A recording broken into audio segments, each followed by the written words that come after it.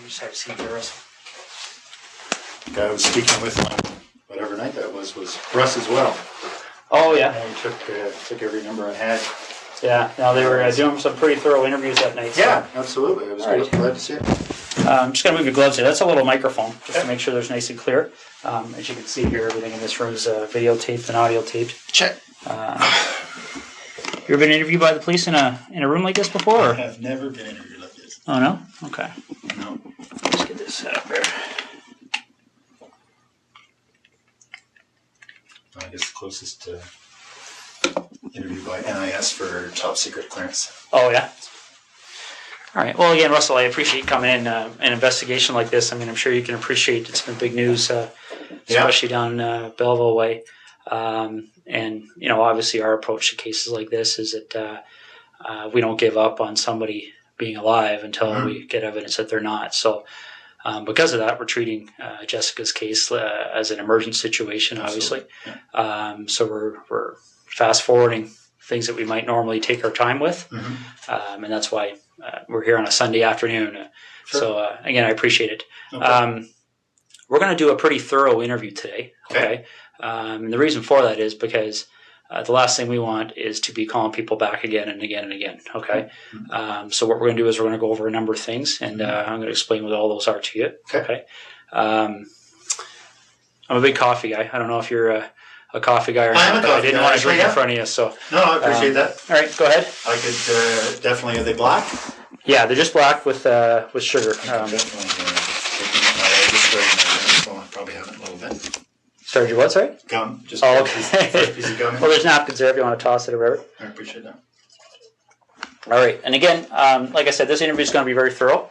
But again, I have a simple rule when I talk to people. It's I'm sure you're the same way. I treat everybody with respect. I don't want to ask you to do the same for me. So what we're going to do is we're going to start off by going through what your rights are. Okay? Just like everybody else. Okay?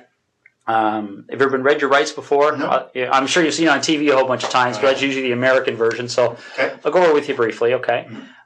Basically, in Canada, as you know, I'm sure, is we all have our rights guaranteed under the Charter of Rights and Freedoms. Right. Okay. Now, Russell, just to avoid any confusion, because people do get confused when they're talked to by the police, is that you're obviously not under arrest here today. Okay. Yep. Anytime you feel you want to leave here, you feel free to do so. The door's not locked. Teresa will walk you down the lobby anytime you want. Okay. If there's anything that comes up in our interview today, Russell, that you feel you want to talk to a lawyer about, you just let me know. Okay. Sure. And the reason for that is I want to explain to you exactly what's going on here. Okay. Jessica Lloyd is one of 4 cases that we're currently investigating. Okay. Right. And essentially what's happened is over the past about 4 or 5 months, there have been 4 occurrences that, like I said, that we're looking into. 2 of those occurrences occurred in September of 2009. And very briefly, they were up in the Tweed area. They involved somebody entering 2 different women's houses in the evening hours and committing sexual acts. Okay. In November of 2009, a young lady by the name of Marie-France Como was found murdered in her home in Brighton. And we believe that there was a sexual component to that crime as well. And then most recently we have Jessica Lloyd's disappearance. Okay. So essentially, when you're looking at those kind of crimes, we're looking at a number of different potential criminal charges. All right. We're looking at issues all the way from the most serious one, which is first-degree murder, kidnapping, sexual assault, break and enter with intent to commit sexual assault, forcible confinement. Okay. And so what I want to make sure you understand, and this is what we've been doing with everybody we've been talking to, is that clearly when we find out who's responsible for one or all of those crimes, they could be charged with one or all of those offenses, okay, whether it's you or whether it's anybody else, right? Absolutely. And that's why it's important that we make sure that people understand what they have to do and what they don't have to do when they're talking to us, okay? So as I said before, any point today you feel the need, you want to speak to a lawyer, you let me know, and we can take you to a room where you can do that in private, okay? Do you have your own lawyer? I have a realty lawyer, but no, I don't have a lawyer. All right. If at any point you want to make that call and you don't know who to call, we have a phone list of lawyers that are available to give you advice free of charge right over the phone. Okay. So again, if at any point today you want to take advantage of that, you just let me know. Sure. Is there any reason you want to call a lawyer now? Nope. Okay.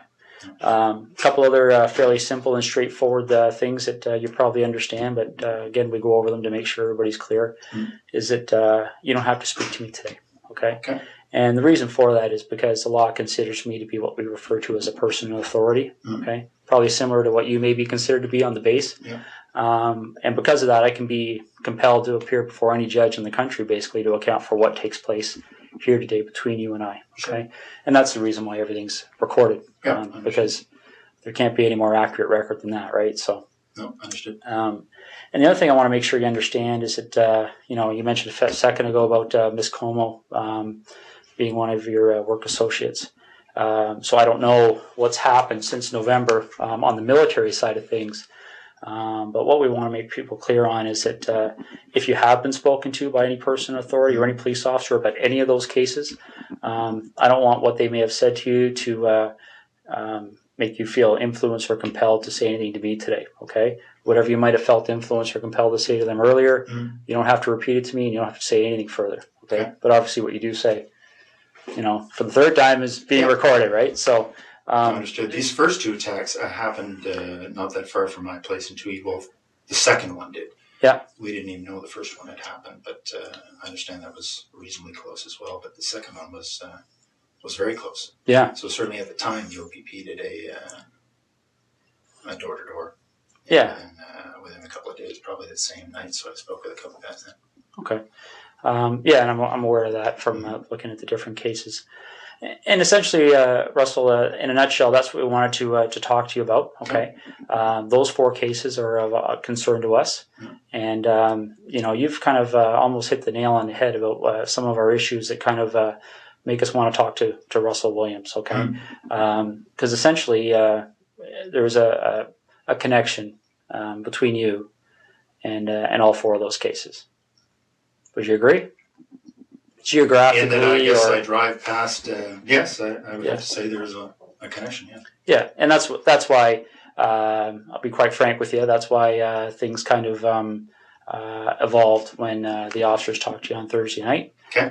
We kind of went from there because when I think you discussed with them the fact that you were a colonel at the base. I was in uniform at the time, so. Yeah, so pretty obvious, right? Yeah. So essentially, then the connection with Miss Como was made. And I believe you're a door or two down from one of those two incidents in Tweed. 3 doors down, yeah. Yeah. Very close, absolutely. Yeah, exactly. So those are some of the issues we wanted to discuss with you. Yeah. Okay. So just getting back to these four incidents that we're talking about, maybe you could just give me a little bit of history as to your arrival in the base in Trenton. When did you start working there? Friday on the day I was.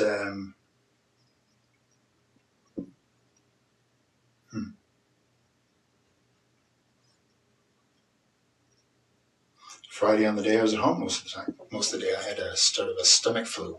Okay. In Ottawa or Tweed? In Tweed. In Tweed? Okay. Yeah. So we backtrack then. So all day Friday, you're at home. Yeah. And then what time do you leave to go to the base to sleep there on the Friday night? Not sure. Probably just went in for just before bed. So I probably left Tweed at between 8 and 9 or so. Okay. And you get to the base and spend the evening there and get up for the 5:30? Yeah. Okay. That's right. So we backtrack from there. When did you arrive at your home at the cottage? I don't want to get confused between your home in Ottawa and the home in Tweed. So, no, I had been in Tweed all week. Yeah. The week prior now. Yeah, I think that's the case. I was in Tweed all week. Flew Saturday. Headed to Ottawa Saturday night. Okay. So if you didn't have the stomach flu on the Friday, what was your schedule that day? Really. Okay. what would have been my schedule? Just a standard schedule in the office. Okay. So, ops brief in the morning, a couple of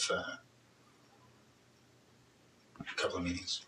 I can't remember what the specifics were going to be. Okay, so Thursday night you slept at Tweed, or you? Yep. All right. And what did you do Thursday during the day? Thursday during the day, I was at the base again.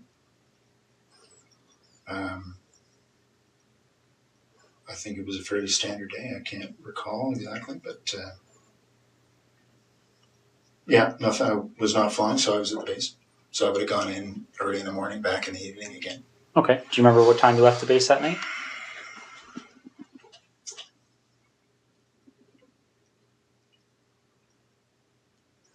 I don't remember anything peculiar, so I would say, I don't know, probably 7 to 9, somewhere in that range. Okay. That's when you left? Left the base, yeah. It's a 45-minute transit. So. 45 minutes home? Yeah. Okay. Okay. Now, I'm not going to walk you through November, but I'm going to take you to a date that's probably pretty fresh in your mind, the day that Marie Franz coma. Yeah. Do you remember how you found out? I do. Yeah, I was sent an email. Well, as soon as the ops staff and the base learned, they told me.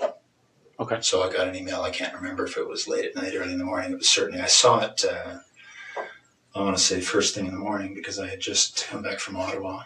I was in Ottawa for a set of meetings on one of the days. I can't remember what day of the week we're talking about, but obviously when your people gets killed, it gets your attention. So. Absolutely. Yeah, I very much remember that coming in. And how did you know Marie Franz coma? I'd only met her once. She was on a crew I was on just after I got to the base. Okay. So I can't even remember. I think it was a one-day trip. I did a number of trips in Canada, transporting our troops, sort of first leg out of Edmonton. We tend to hopscotch them across until they get into theater. So anyway, I can't remember which trip it was, but we did a number of them out to Edmonton just to pick up the troops, bring them to Trenton, and then put a fresh crew on, and because we'd fly out and back in the same day, so pushing the edge of that. And, fresh crew on, and they'd continue on after a couple hour delay. Okay. Do you know roughly when that happened? That we were on the same crew? The time you met her, the one time there, yeah. It was soon after I got to the base, so I don't remember exactly, but I would say in the first couple of months, so August, September. Okay. Yeah. Now, you got that email notifying you that something had happened. Yeah. Do you have any kind of a clear recollection as to how your schedule was going that week? Well, I can't remember what day that the message came in. Just a second.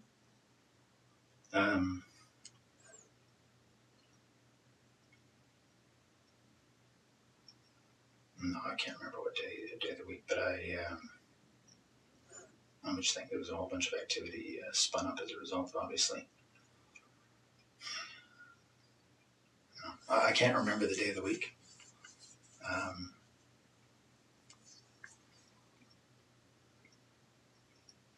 I'm just trying to think through the news reports I read. No, I'm sorry, I can't remember what day that was, but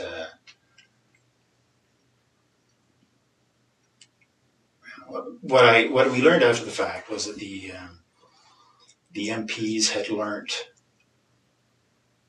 of her death, I think quite a bit after her body had been discovered. Okay. So I think what happened, sorry, just a second.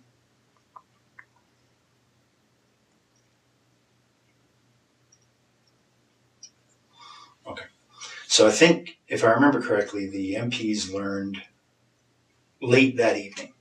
Can't remember when. Obviously, her body was discovered. It was probably in the news reports. But so they learned, and then they passed it to ops. So they immediately passed it to me. Okay. The MPs work for the wing operations officer, so they go through their chain of command, and then as soon as the duty to watch officer had that information, she advised me. Okay. So again, that along particular with, week, along with some others. Right. I'm sure it spread like wildfire. Yeah, absolutely. So that particular week, do you have any recollection? Well, for instance, when you got the email, do you remember where you were? I was at home in Tweed. Okay. Yeah. Do you remember if that was a week that you were reasonably stable in Trenton, or had you flown? No, I had been in Ottawa. Early in the week for some meetings over in Gatineau for one of the. It's actually for the C-17 acquisition. I was project director when I was here in Ottawa for that, so just some follow-up stuff for that. Okay. So I had been here at some point in that week. Again, I can't remember how the days all fell together, but I seem to remember that I got this word shortly after having come back from Ottawa. It seems to me it was the same week.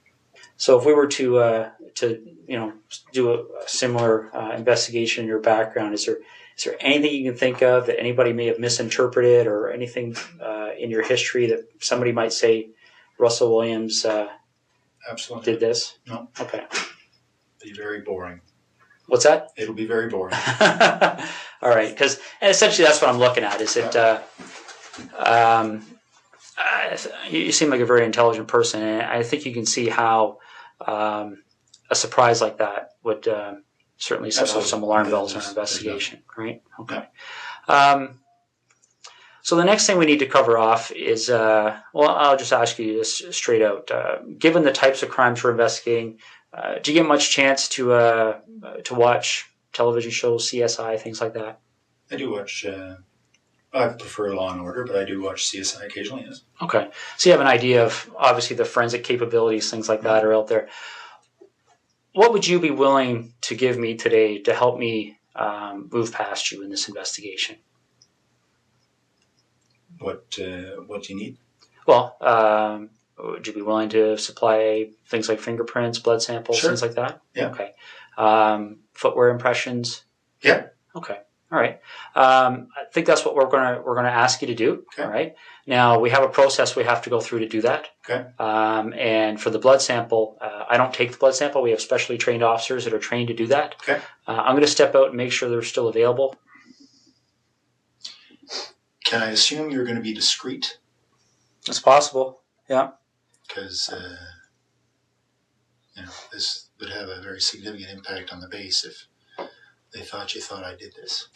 Well, bottom line, Russell, that's one of the reasons we're here on a Sunday afternoon. Okay. The military certainly be of great assistance to us, especially in relation to Miss Como's investigation. Mm-hmm. So that's certainly one of the things that went into our decision to give you a call at home today and see if we could deal with this today. Okay. So, okay.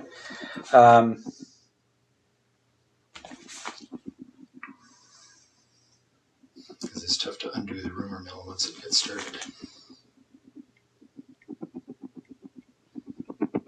But I appreciate that. Okay.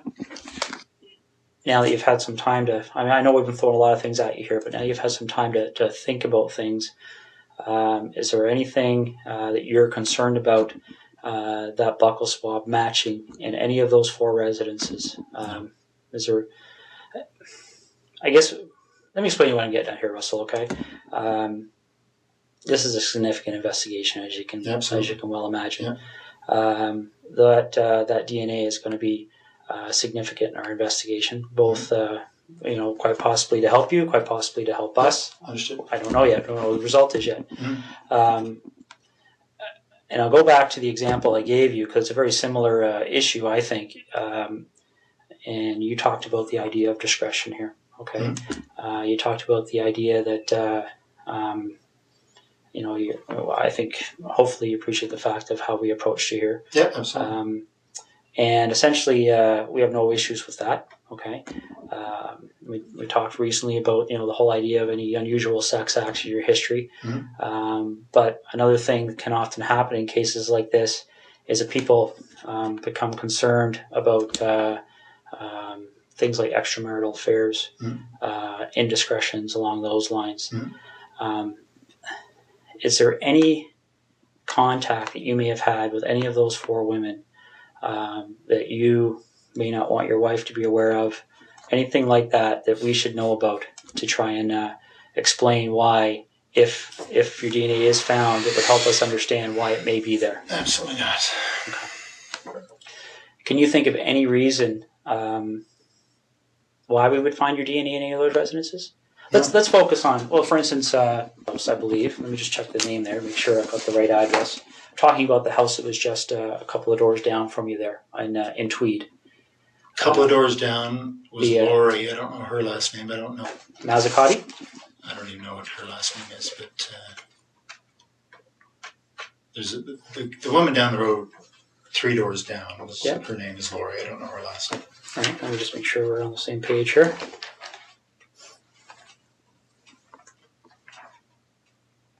My understanding is she lived at 76 Cozy Cove. Yeah, so she would be the second one. The second incident on your road there. Yeah. A couple of doors down. Ever been in her house? No. We met her once, I think the first summer we were there, so in 2004. Okay. And that's what I'm getting at. Again, this is a credibility issue, right? Yeah. Because I don't want to come and see you 2 weeks from now and say, Russ, our CSI people went in that house. And are you familiar with how DNA works? I think broadly, yes. I would guess so. One of the challenges we have in 2010 with DNA is it's become so precise that I guess the best way to explain it is I can think back 15 years ago when I started in violent crime investigation. Yeah. For us to get a DNA match, the sample we had to find was, probably would have filled half of one of these cups. Because they destroy so much of the sample in the testing. Okay. Essentially, DNA has become more and more precise to the point where when you and I walked in this room earlier today, we could have sat down, talked for 30 seconds, walked out. CSI officer could have come in 3-4 days from now, did some swabs here, and he would have found your DNA and my DNA, and probably a lot of other people's DNA. Sure. A little bit gross to think about, but essentially, as we talk, a little bit aspirate comes out of our mouth that contains our DNA, or or our skin cells contain our DNA, and that's what I'm getting at. If you were ever in Lori's residence, quite possibly, quite innocently, your DNA could be in that residence. Has there ever been a time you've been in there? No. Okay. What about the other lady down the road on? I hadn't even heard that name, so no, I don't actually know who that was. Okay. Have you ever visited Marie France Como at her residence? No. Okay. All right. So you're quite positive there would be no reason why your DNA would be in any of those 3 locations. Okay. Did you know Jessica Lloyd even in passing for any reason? No, I didn't hear her name till it was on the news. Okay. And the reason I'm asking that is because I know you were asked that question on Thursday night, and sometimes what we find, and again, this is one of those situations that can sometimes cause us to get in a lengthy investigation as somebody that maybe doesn't deserve it.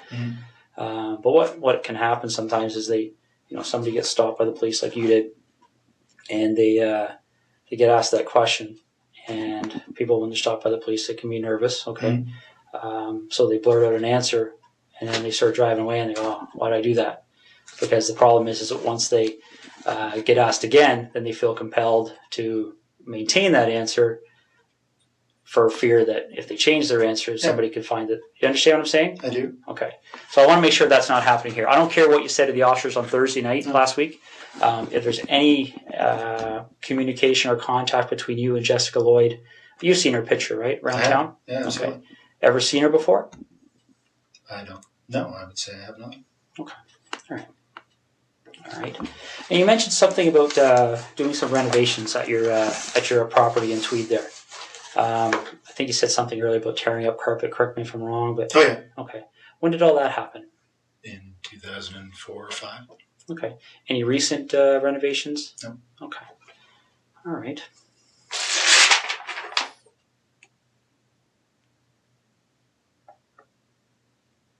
Just want to make sure I'm covering all the bases here. Okay. What kind of tires do you have on your Pathfinder? I think they're Toyo. Okay. Do you know the brand name, or sorry, the I think make? that is I don't. Sorry, the make is Toyo. Yeah. I don't know the model. Okay. See, I'll read this off to you, see if it rings a bell.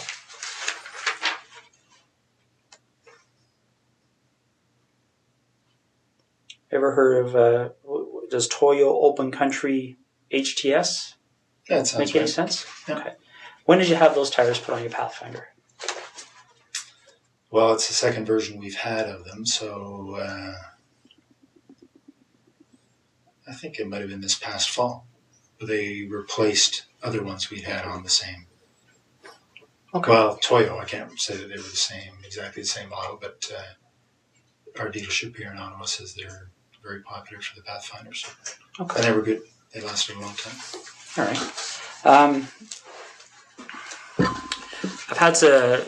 I think you were talking about the whole idea of the MPs helping us with our investigation, stuff like this. You have the same system as we do at our headquarters with the swipe cards. Mm-hmm.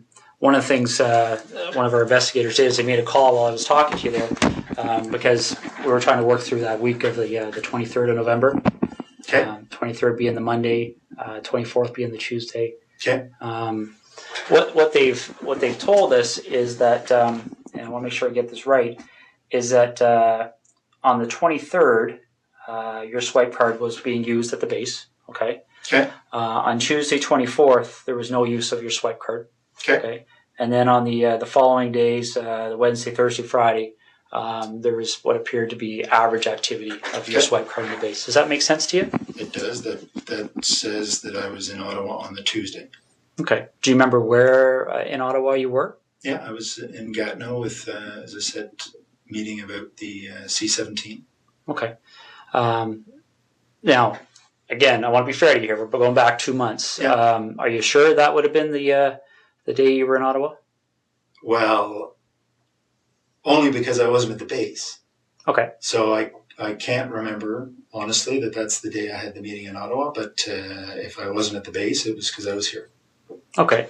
Now, if that is the day you had a meeting in Ottawa, do you remember being at the base on the Monday, the 23rd, and swiping your card in and out? Do you remember what you would have done that evening to get to Ottawa for that meeting? Like, would it be... I drove to Ottawa in the morning of the day of my meeting, so if it was the Tuesday, then I would have left Tweed. It was a very foggy morning. Okay. That morning. I drove in that morning. Okay. So I would not have been at the base the day I was in Ottawa, because the meeting started at 8:30 or something. Okay, so you leave the base, you would have went home to your residence in Tweed. Yep. And then you left Tweed in the morning and drove up to your meeting in Ottawa. Yep. Okay. You leave the meeting in Ottawa is a daytime meeting, evening meeting, or do you remember? Yeah, it was a daytime meeting, finished, I don't know, mid-afternoon or so. Okay. We had lunch and then finished. I think my wife and I had dinner because she was here for work, and then I headed back. Okay. Well, these are the kind of things I'm trying to draw out here. That's helpful to us. Do you remember where you had dinner? Well, I don't remember exactly the restaurant, but it was in Westboro because that's where our house was being built at the time. So we had dinner, in a restaurant that we would expect to be able to frequent once the house was finished. Okay. Remember how you paid? One of us would have paid by MasterCard. Okay. Are you sure about that, or?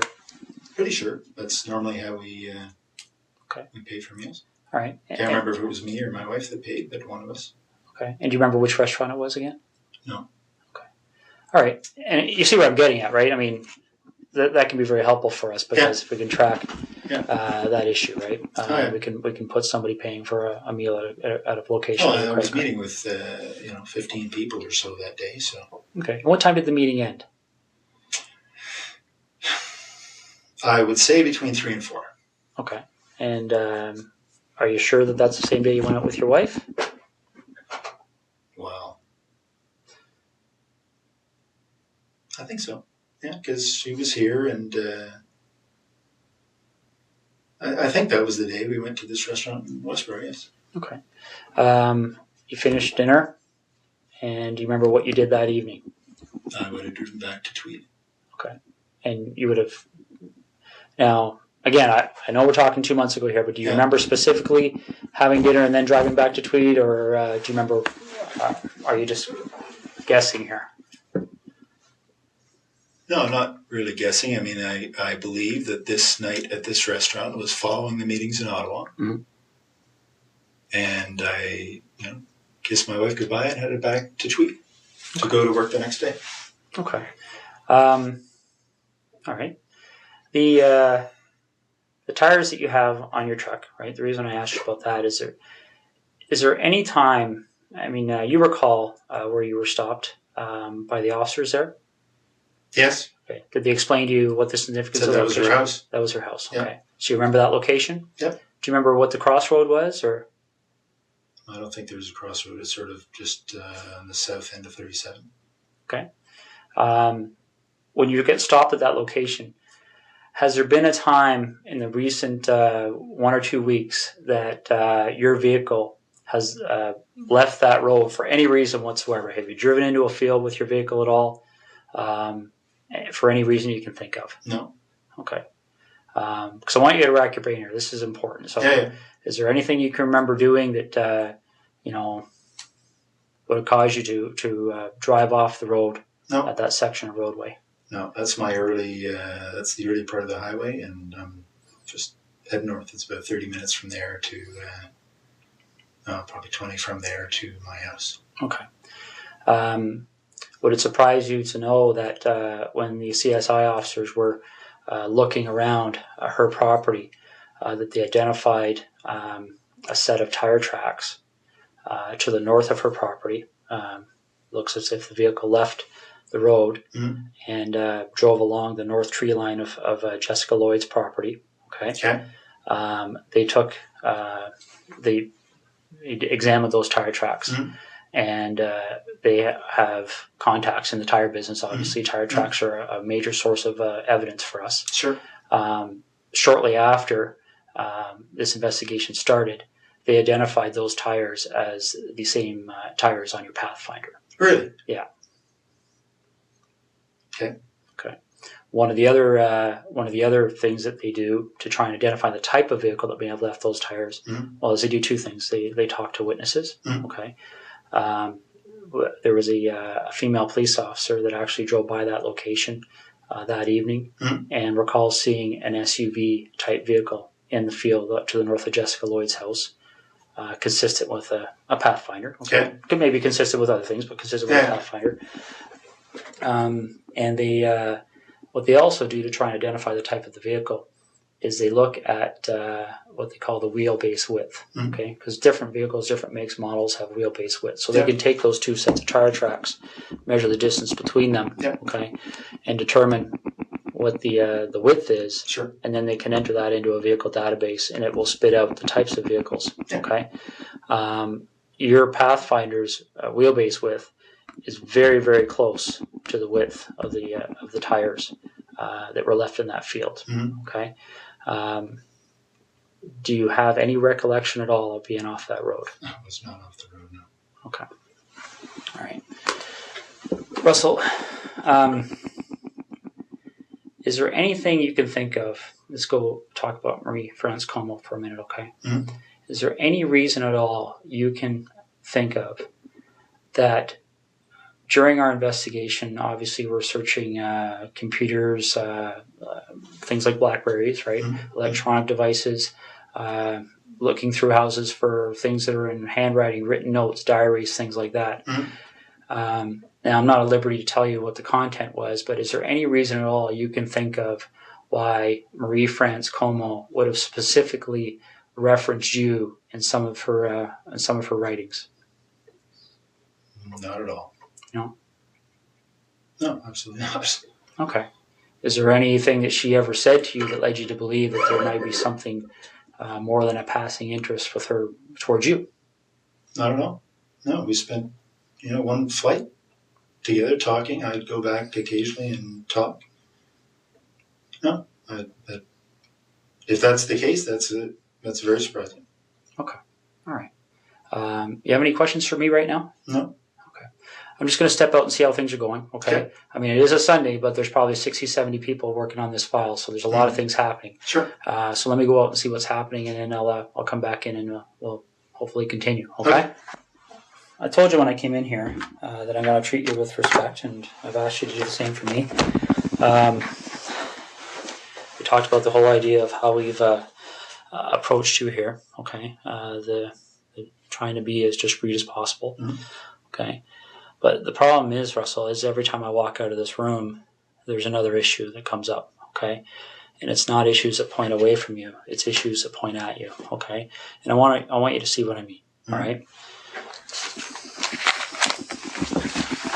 This is the footwear impression of the person who approached the rear of Jessica Lloyd's house on the evening of the 28th and 29th of January. Yeah. Okay? All right? Now, I want you to keep in mind that this is slightly smaller, okay, in scale. Okay? Okay. All right? That's not to scale. The footwear is actually bigger. Okay. If you look here on the ruler, you'll see that 1 inch is just slightly smaller than an actual inch. Okay? But this is the way it prints off on the computer. Yeah. I'm going to move this over so you can see what I mean, all right? Because essentially when you're dealing with footwear impressions, we have a gentleman on the OPP who's basically world-renowned. His name is John Norman.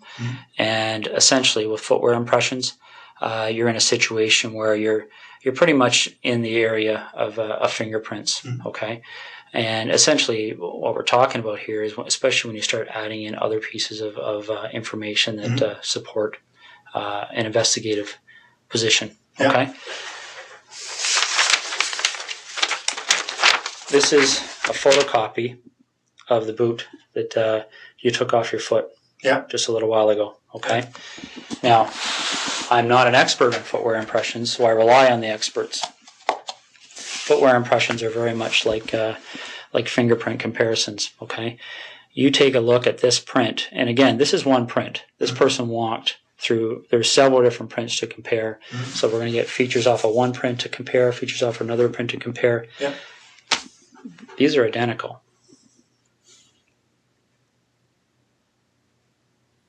Okay.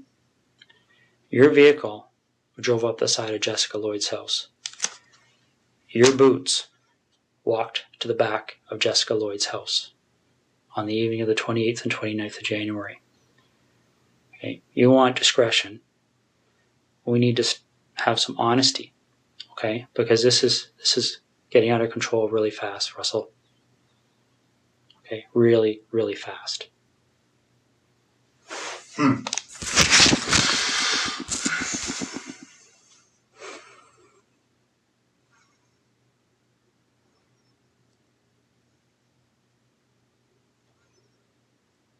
This is getting beyond my control. All right, I came in here a few hours ago and I called you the way I called you today because I wanted to give you the benefit of the doubt. But you and I both know you were at Jessica Lloyd's house, and I need to know why.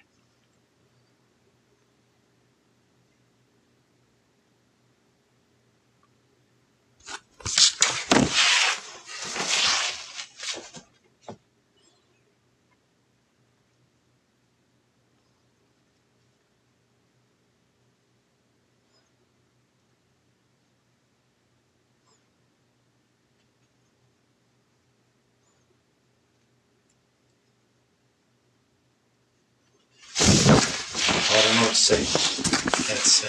Well, you need to explain it, because this is the other problem we're having, Russell. Okay? Again, these decisions are made by me. Right now, there's a search warrant being executed at your residence in Ottawa. Okay? So your wife now knows what's going on. There's a search warrant being executed at your residence in Tweed, and your vehicle's been seized. Okay? You and I both know they're going to find evidence that links you to these situations. Okay.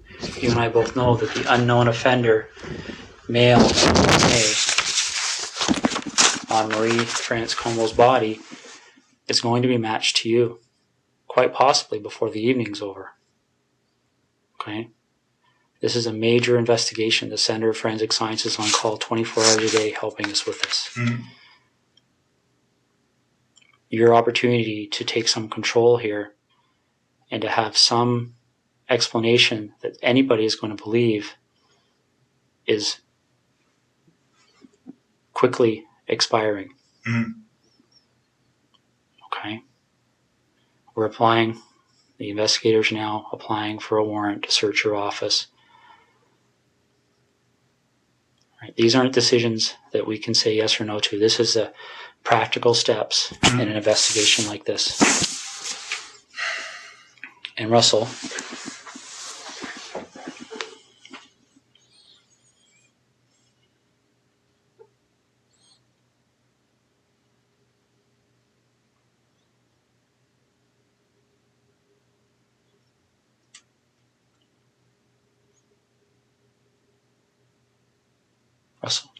Mm-hmm. listen to me for a second, okay? When that evidence comes in, when that DNA match, when that phone rings and somebody knocks on this door, your credibility is gone, okay? Because this is how credibility works, all right? And I know you're an intelligent person and you probably don't need to hear this explanation, but I also know your mind's racing right now, okay? Because I've sat across a lot of people in your position over the years, okay? The bottom line is that as soon as we get that piece of evidence that solidifies it, DNA, okay? As soon as the expert in footwear impressions, the expert in tire impressions calls and says, yes, I've examined those and they're a match, it's all over. Because as soon as that happens, where's your credibility? Where's your believability?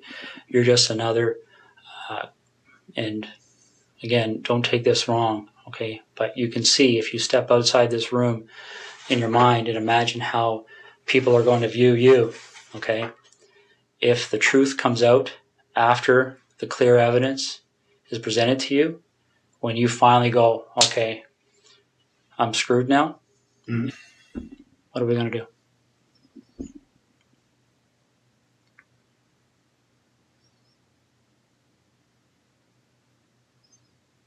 Russell, you know there's only one option. What other option is there? What's the option? Well, I don't think you want the cold-blooded psychopath option. I might be wrong. Okay? Because don't get me wrong, I've met guys who actually kind of enjoyed the notoriety, got off on it, got off on having that label. Bernardo being one of them. I don't see that in you. If I saw that in you, I wouldn't be back in here talking to you, quite frankly.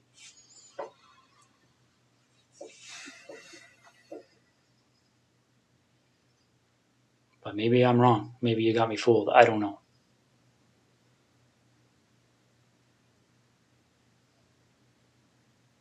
This is over. And it can have a bad ending where Jessica's parents continue to wonder where her daughter's lying.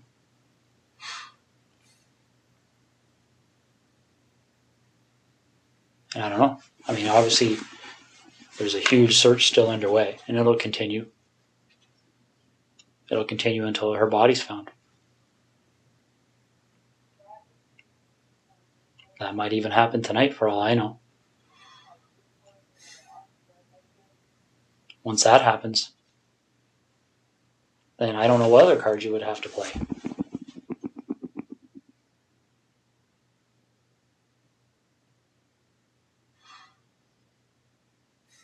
What are we going to do?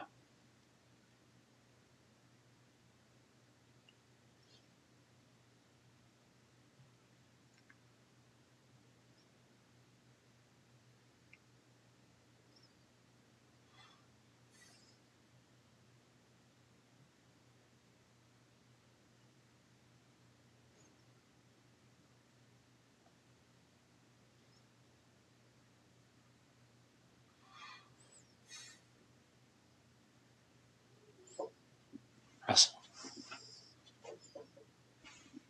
what are we going to do?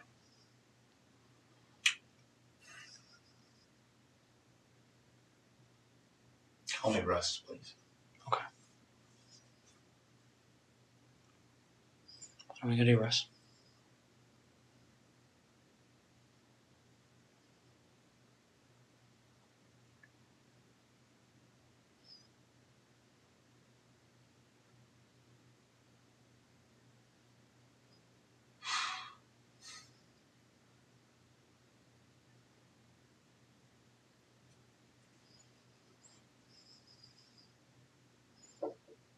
Is Jessica somewhere we can find her easily?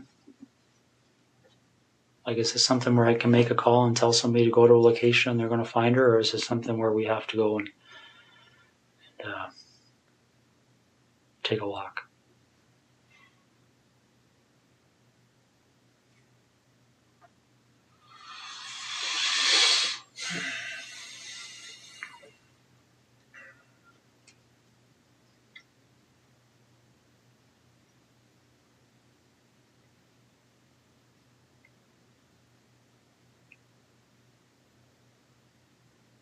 Which direction are we heading in here?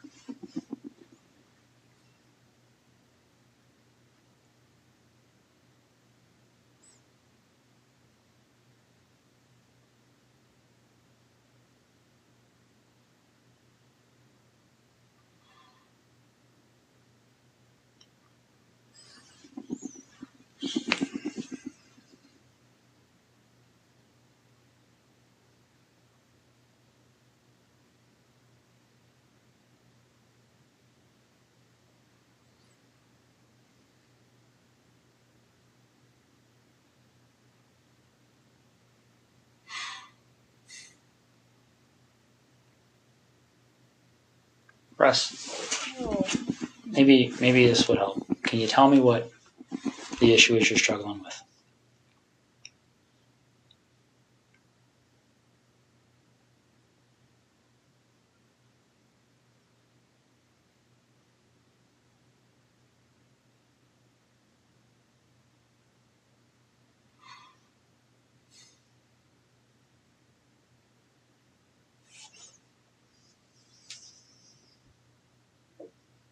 What's the issue you're struggling with?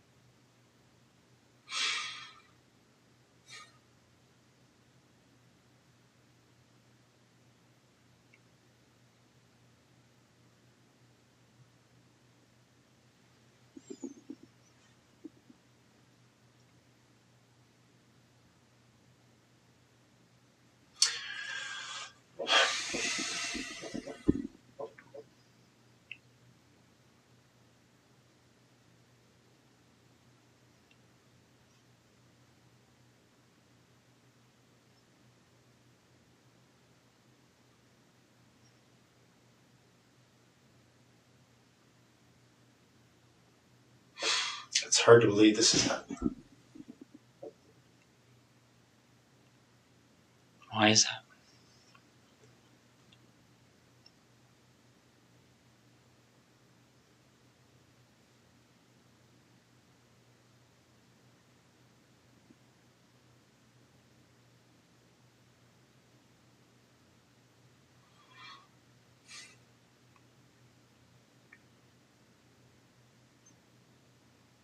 Why is it hard to believe?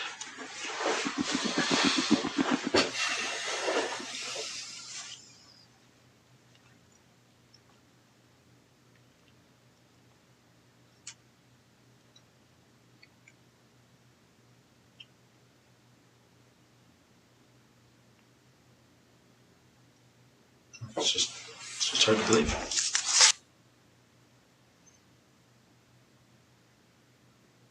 Whose decision was it? And we're going to find out the answer to this anyway. But whose decision was it to issue the directive to the base personnel that nobody had to speak to the police and to seek legal counsel before they were questioned? I don't think that was... My understanding, that direction came from somebody that reports to you. What do you think they're going to say, Russ? No. What do you think they're going to say? All right, and let's step back for a second here, okay? I really don't think it benefits you or makes you look any better to start debating the little issues. No, but that is news to me. Okay. I have a legal officer that reports to me, yeah, who may have given that direction.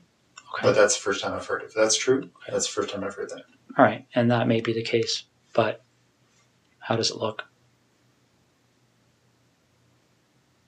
Right?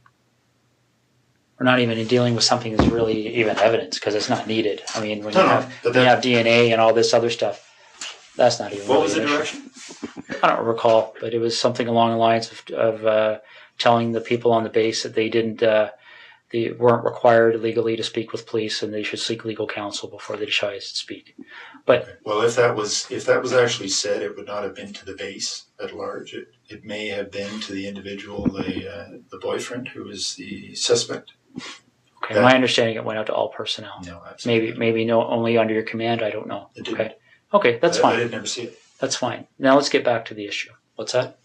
So you talk about perception. My only two immediate concerns from a perception perspective are what my wife must be going through right now. Yeah. And the impact this is going to have on the Canadian Forces. Where do we go?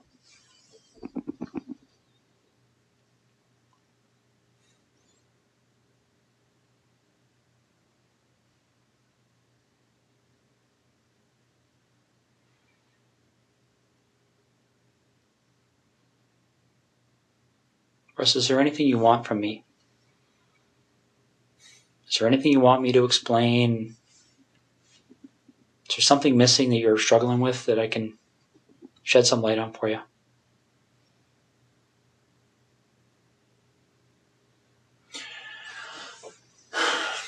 I'm struggling with how upset my wife is right now.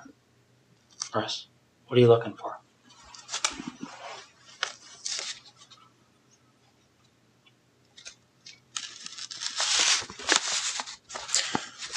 I'm concerned that they're tearing apart my wife's brand new house. So am I.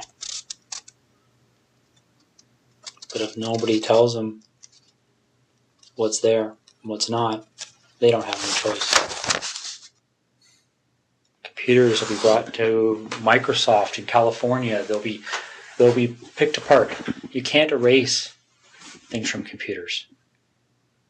It doesn't happen. I'm sure you've seen that. I'm sure that's pretty common knowledge these days. It just doesn't happen.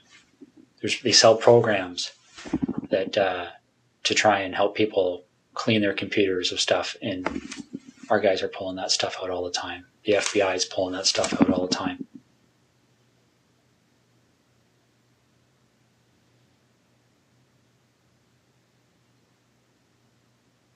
This investigation will end up costing no less than $10 million. Easy. And they will say no to nothing. Any request this major case manager makes on this case, they've already been told it's approved. Don't even bother asking.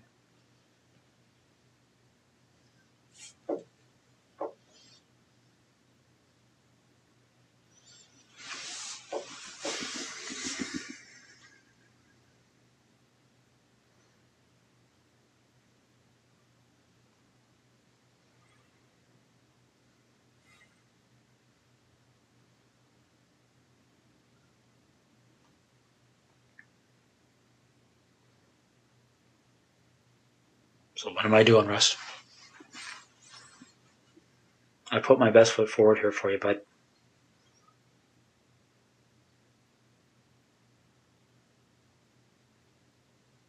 I really have. I don't know what else to do to make you understand the impact of what's happening here.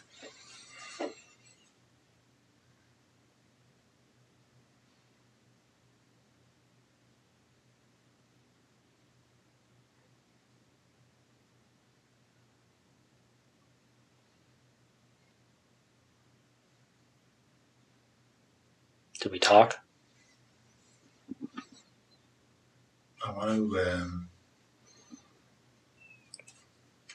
minimize the impact on my wife. So do I.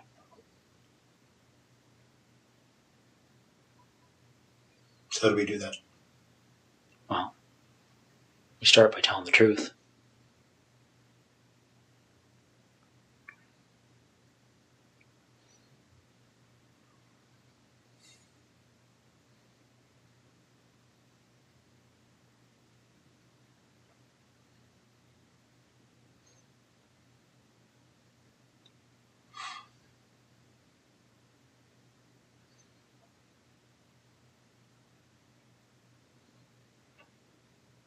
Okay. So where is she?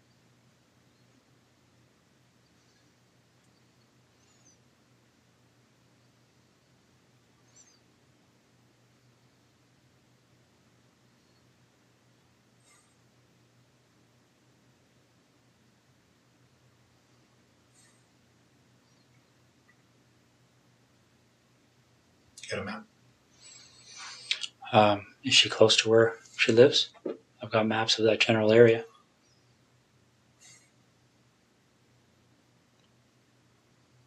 Which town is she near? Why don't we start there?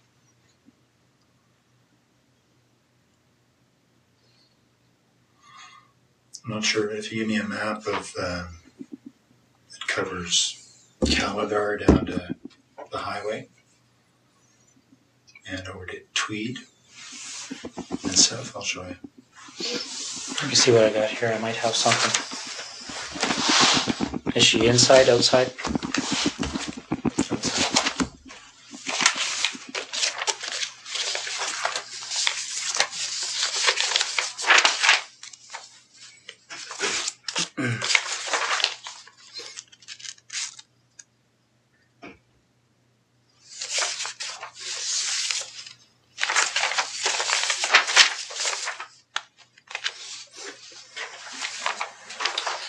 Probably the biggest area I have there, Russ. Yeah, you need more. You need a real map. So where am I going on here to get to her? In this block here. Okay. So you're pointing to a detailed map of that area, and I'll show you where she is. Okay. Is she close to a road? Yep. All right. Is it something where is she buried, or is she somewhere where if you walk there you would fairly easily see her? It's here. Okay. So she's south of 7, east of Tweed, west of 41. Mm-hmm. And what's this road here? Not sure. Neither am I. Okay. I'll be right back, okay? Do you want any water or anything? Sure. Okay, I'll be right back. How long has she been there for?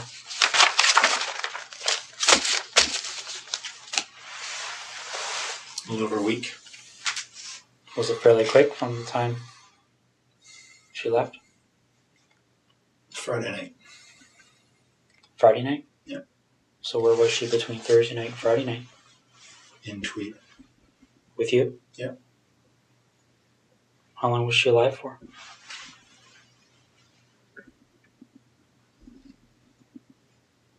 Almost 24 hours, not quite. Okay. Russ? You're doing the right thing here. Okay. Well, again, my interest is in making my wife's life a little easier. And with her family as well. Wow. We share that interest. But there's no... your time in Ottawa is wasted, really. I'll tell you where the Emerson cards are. Where are they? They're in the house there, but... In Ottawa? Yeah. Whereabouts? Some in the camera bag, which they would have found in my office. Mm-hmm. And when you walk into the office on the left side, there's a desk of drawers, set of drawers, like a filing cabinet, wooden, IKEA. In one of the top 2 drawers, and there's a plastic divider. Yeah. And there's inside there are 2 memory cards. Okay. Which are blank, but I'm sure they can be And whose images are on those cards? Well, I've erased them, but I expect to be able to draw images of Jessica and I. What about Marie?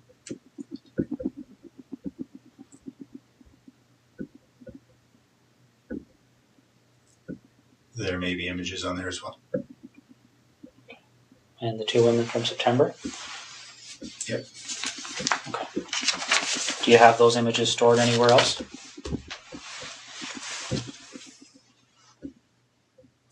Yeah, there are 2 hard drives in the house in Ottawa. I can draw you a little picture if you like. Sure. Do you want to do that now while I'm getting them out? Okay.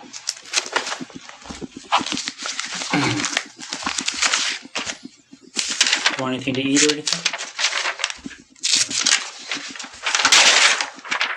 Leave that with you. Okay. Sure.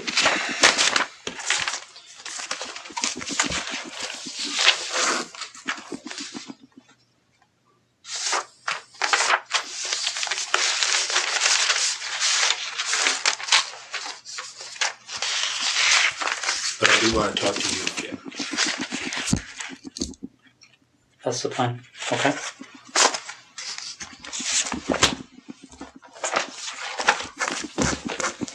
I'll be right back.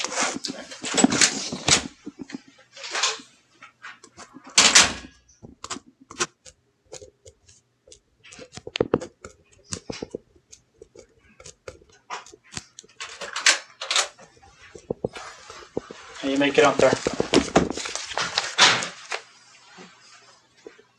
Thank you. Okay, make it up. All right.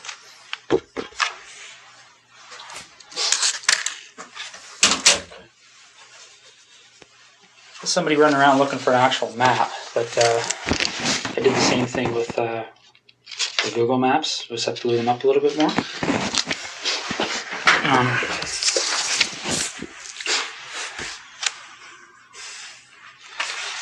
This is the biggest of the area. This might have better parameters for you. Here's Tweed.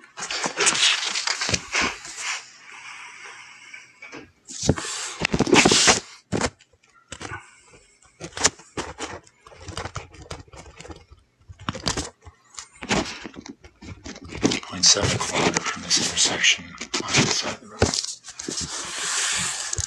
And what road is that? Kerry? South of, can't read that word. East Hungerford? Does that make sense? Oh, there it is there. Okay. How far off the road is she? 40 feet. Is she covered with anything? She's wrapped up. In She's what? on the surface. Just a gray something or other cover. Okay. Barry, the obvious question I'm going to have for you is, when they go there, and they'll be there shortly, they're going to find her? Oh, yeah. Okay. I'll be right back. You look like you want to say something. Just that this place, my wife, it's been a dream for a better part of a year, so I'm keen to get them what they need and so they can leave her alone. Okay. Well, we're going to do our best to keep that as low-key as possible, okay? What do you want to talk about? It's pretty wide open now, eh? Yeah. What do you want to know? Well, do you want to work forwards or backwards? Doesn't matter. Why don't we start with Jessica? Okay. How does that start for you?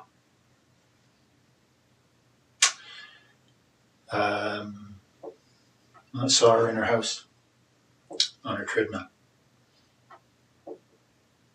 Wednesday night, I guess. Then I noticed she wasn't there Thursday. So I got into the house to look around.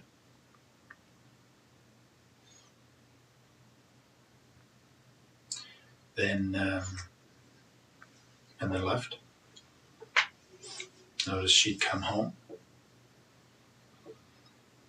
So I went back in.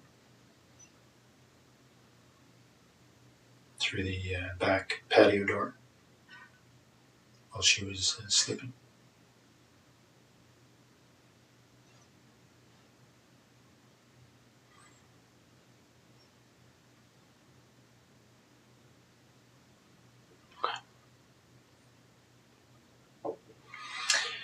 So I woke her up.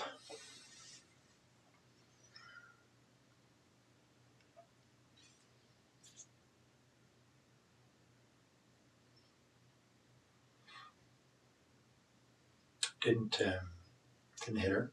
She only hit her once. Friday night.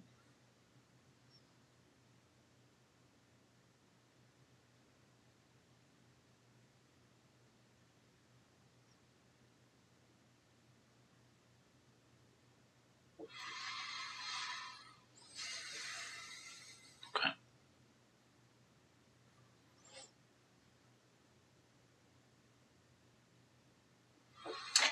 Well, so I raped her in her house.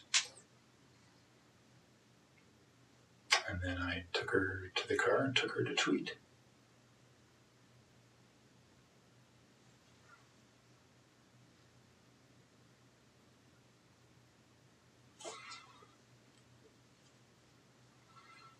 And spent the day in Tweed.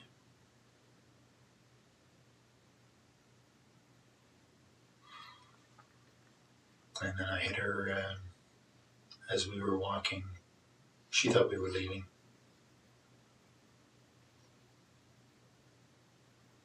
Hit her on the back of the head.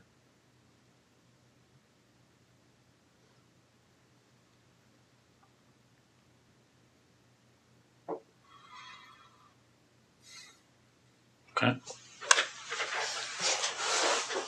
Anything in particular? Well, what did the hit on the back of the head do?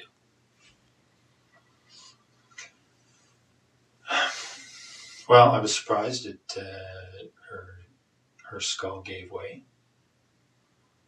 She was there and immediately unconscious. And I strangled her. Okay. What did you hit her with? Flashlight. Okay. In the house or outside the house? In the house. Yeah, they'll find signs of that. Where in the house did this happen? In the main portion, just in front of the fireplace. What do you mean they'll find signs of it? Oh, there was quite a bit of blood. I'd expected to knock her out. But obviously generated a lot of blood. What did she bleed onto? The floor. It's just tile floor. Okay. Did you clean it up or did you? I wiped it up. I know it'll be easily spotted. What makes you think that? Like, if I walked in that house right now, would I see it? You wouldn't see it, not at all. But the right signs will show it, I'm sure. Okay. So when that happened, did she have clothes on or was she naked? Yeah, she was dressed. Okay. So when we find her, is she going to have those clothes on too? Yeah. All right.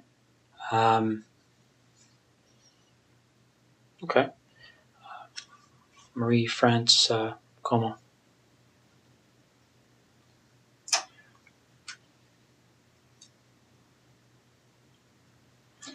There was an open window in the basement of her house when she was away. I went in there a couple of nights before she came home. Looked around. I went back in there late at night when she was at home. She was on the phone in her bedroom.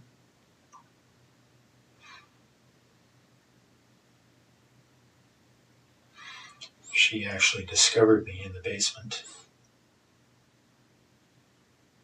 She was trying to get her cat to come upstairs, and the cat was in the basement, had seen me and was fixated on me in the corner.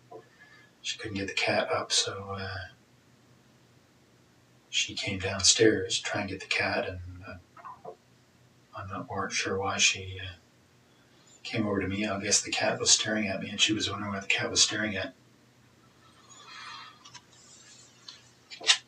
The lights were on.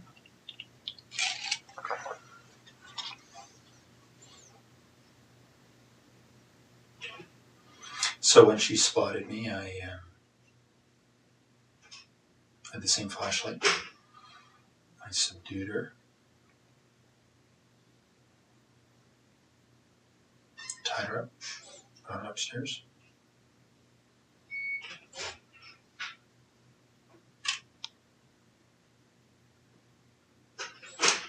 And strangled her later in the morning. Well, more suffocated her. Right. Some tape.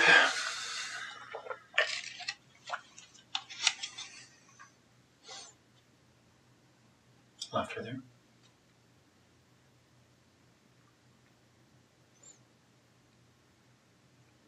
How did you subdue her? And when you say subdued her in the basement, what did you do? Well, I had the same flashlight. And,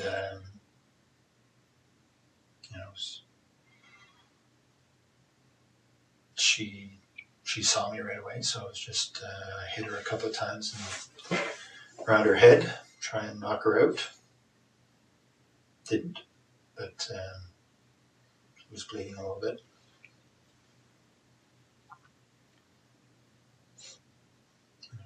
Eventually,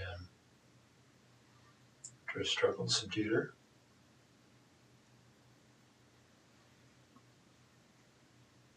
Okay. Any blood from that struggle? Oh yeah. No, not a whole bunch, but a flashlight did break her skin a couple of times. Okay. What area of the basement did that take place in? I was hiding behind the furnace, so she spotted me right there. Okay. Did she recognize you? No, I had stuff on my face. Okay.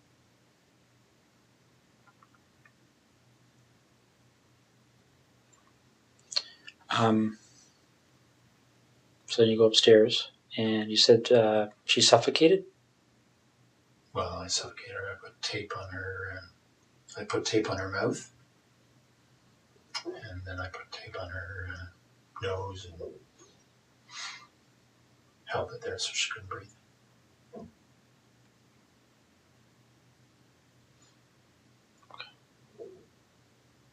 What kind of tape was it? Duct tape. What happened to it? Well, I took it with me and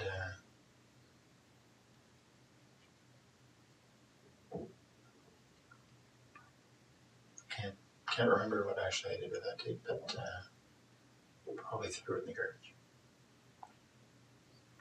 Did you use tape for any other purposes?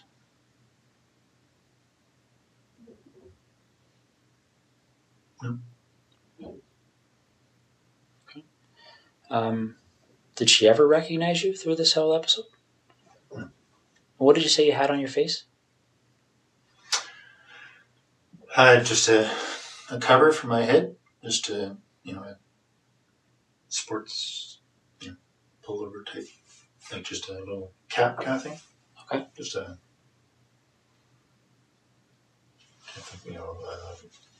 lycra or something, and just a headband over my nose and mouth, so it covered most everything but my eyes. Okay. Now this flashlight, where is that now? And tweed. In the house? Yeah. What kind of flashlight is it? It's a red 3 double D. I'm not sure what brand it is, but it's a metal, one of these aluminum. It's like a big, I can't remember what brand aircraft aluminum flashlights are. You see a lot of. Anyway, it's a bigger one of those. Did you take anything out of Marie France's house or Jessica Lloyd's house? Yeah, some of their underwear. Okay. That's all. And where is that?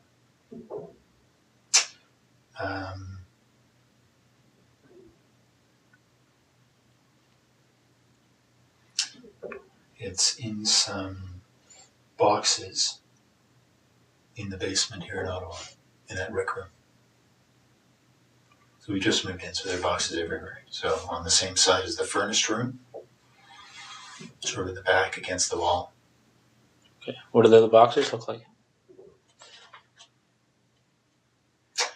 I think one's a scanner, the box for my scanner. Mm-hmm. They're all right next to each other, so a quick look through the boxes there will find it. Okay. How much underwear is in those boxes?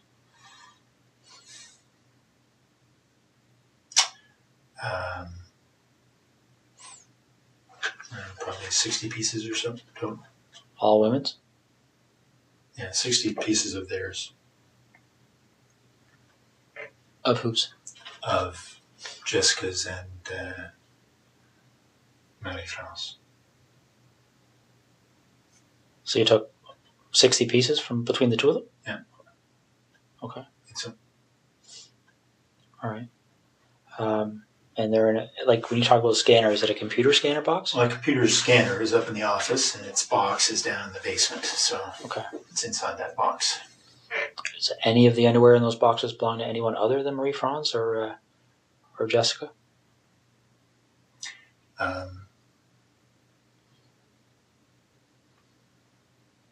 Yeah, there's some from each of the other two women.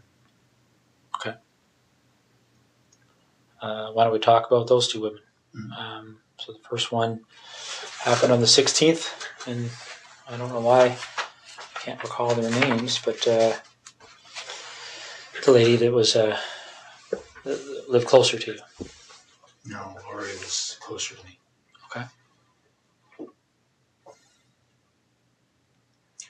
So the first one, mm-hmm.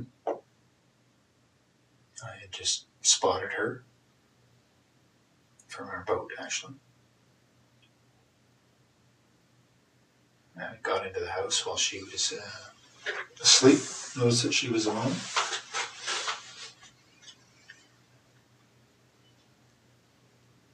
And just hit her with my hand while she was sleeping.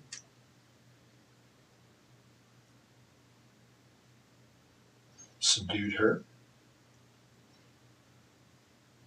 Mostly just my weight on top of her.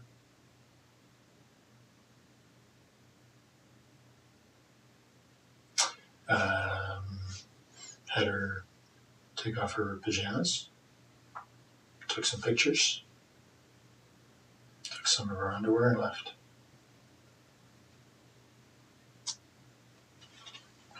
And the other woman? Same kind of deal. Got in through the back of the house. She was sleeping in her, not in her bedroom, but in her, in front of the TV. Very much the same story.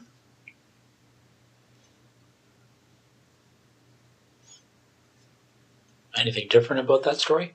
I mean, pretty much the same story and exactly the same story are two different things, right? Yeah, no, not much different at all. I did have the flashlight that time. I had her with a flashlight. Didn't think it would knock her out. Didn't. So, and I subdued her with my weight. Took off her clothes, took some pictures, and left.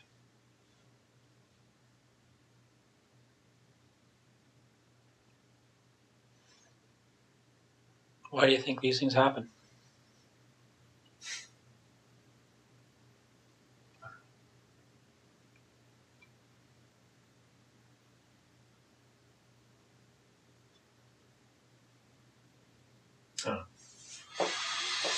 Have you spent much time thinking about that? About why? Yeah. Yeah.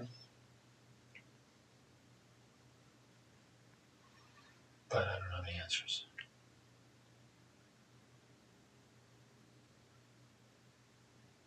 And I'm pretty sure the answers don't matter. Well, let me ask you this: did you like or dislike these women? I didn't know any of them. Okay. I had met Maddie France that one time in our airplane. Okay. No, I guess when you're going through these things, are you?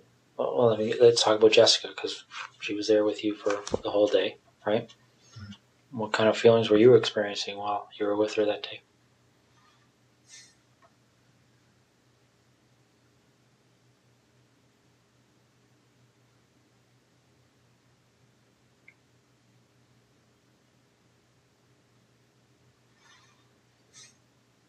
Oh, she was a very nice girl.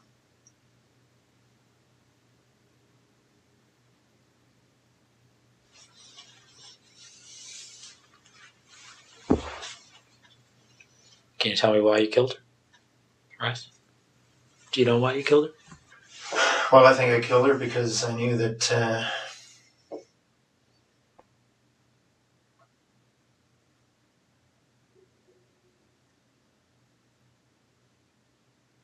her story would be recognized.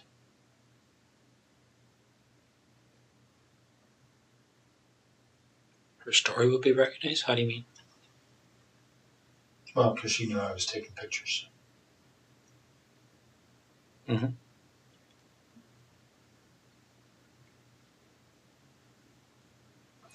So because of the two stories in Tweed, that would have been been quite obvious. So if you didn't take pictures, what would you have done with her? I don't know. I mean, she's at your house, right? Well, let me ask you this. Is it 2 lived, right? And 2 died. What was the difference in your mind between? Well, the attention the first 2 got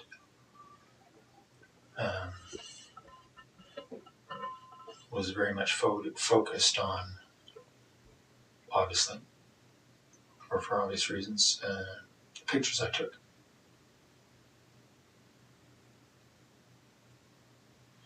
So anybody else telling stories about pictures, right, would have been a fairly straight line.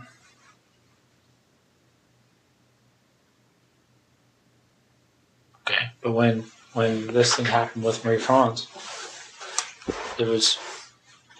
did you believe that you were already a suspect for what happened in Tweed? No. So what were you concerned about? Well, because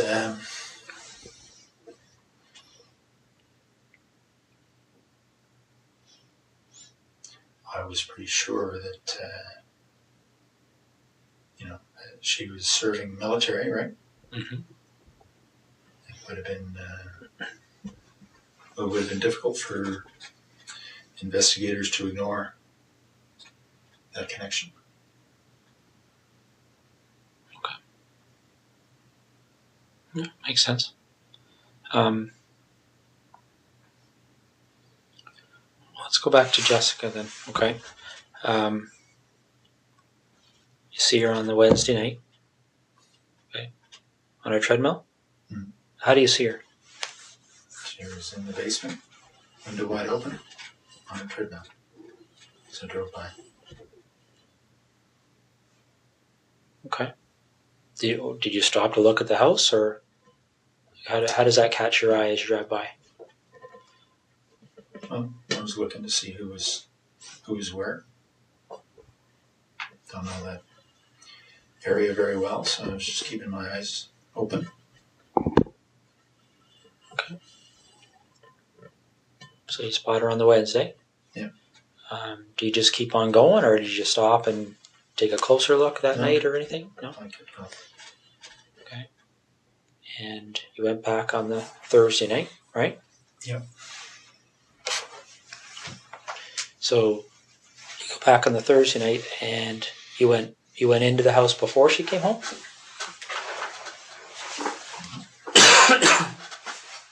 Yeah, she was out. Okay. Done with those.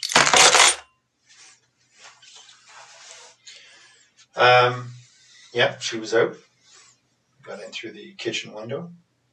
It's unlocked. Everything else was locked. Okay. So you're in there doing what? Looking around to see who lived in the house. It was just her. Okay. And then what do you do?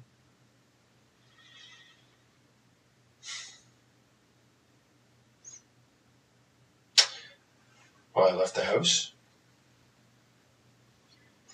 And then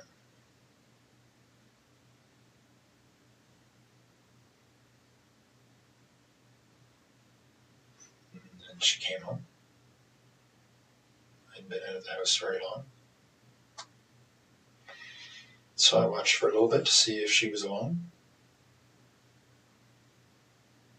She was.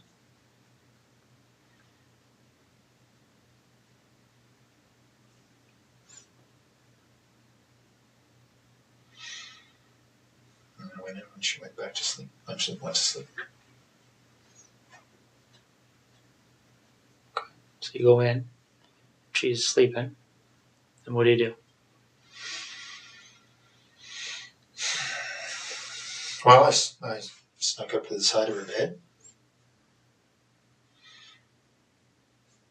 expecting to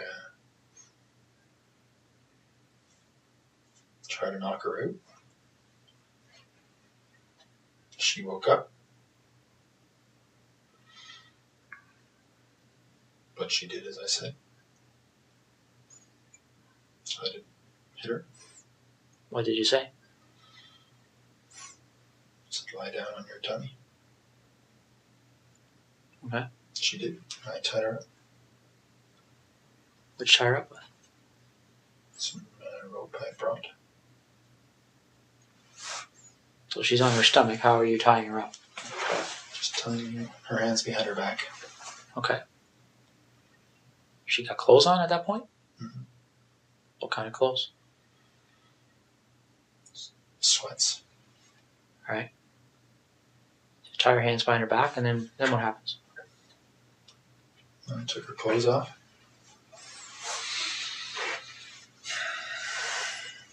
Okay.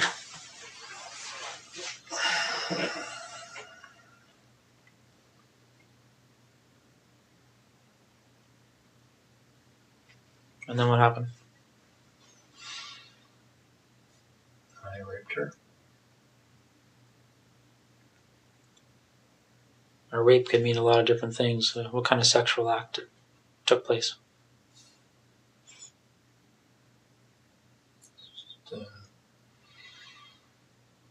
Vaginal and oral. Okay. Oral.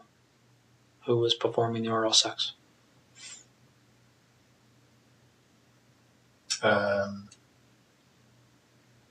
Me on her and her on me. Okay.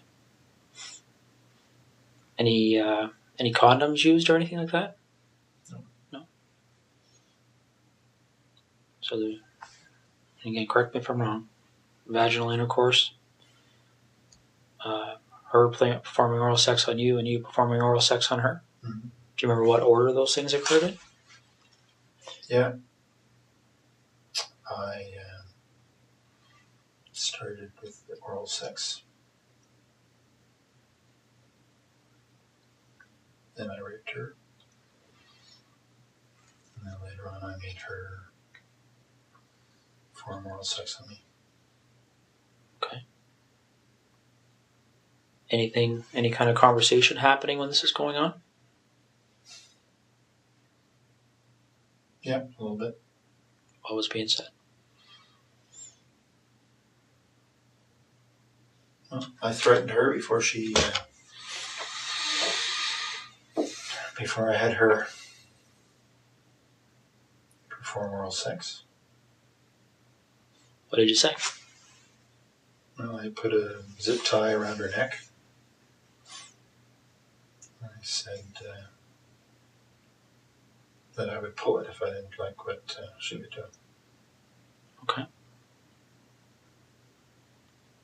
So she did what you told her to do? Mm-hmm. Any issues there? Any reason to pull it? No. So, do you remember if you ejaculated at that point? Or at any point? Not at that point, but later on. Okay. So, the oral sex finishes, and then what happens next?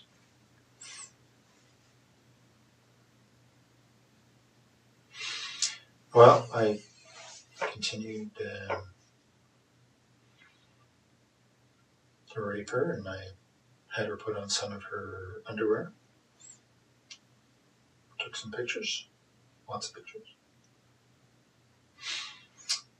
And then got her dressed, walked back to the truck. Okay. At what point did you decide that she was going to leave with you?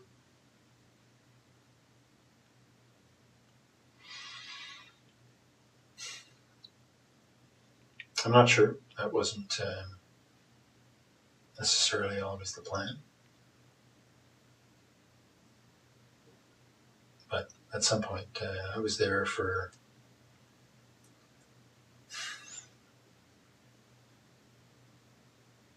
three hours, 3 and a bit.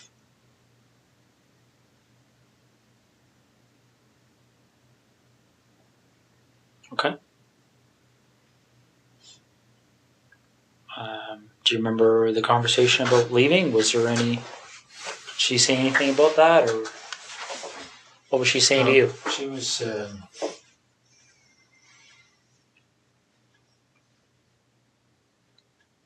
certainly cooperative. Okay.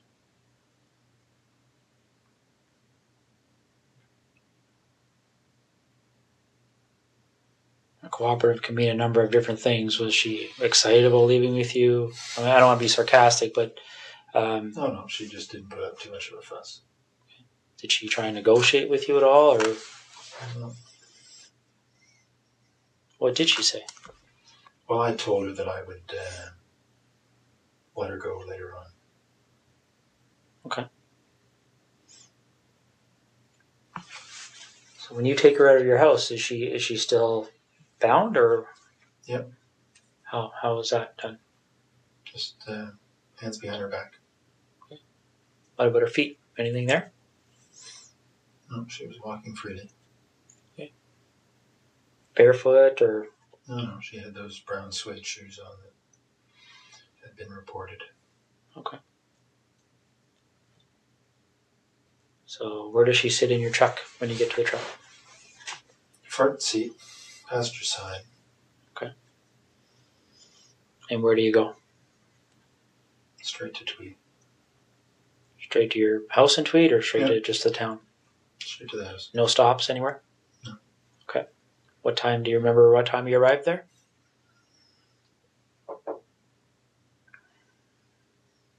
I don't exactly, but I'd say between 4:30 and 5:30. Okay. All right. When you were first there before she came home, do you remember? Did anybody come to the door at all when you were in the house? Okay. No, I think somebody had come to the house just before she did, because I thought it was her, but then they left. I was outside at the time. Did you see who that person was, or what kind of vehicle they were in, or anything? I saw the lights. I assumed it was her, and then all of a sudden they left, so I don't know what happened. Okay. Where were you when that first vehicle pulled up? In the back here. Okay. So you didn't have a view of the vehicle, you could just tell that there was a vehicle there, is that fair? Okay. So you get home, what, 4:35, you say? Okay. And then what happens?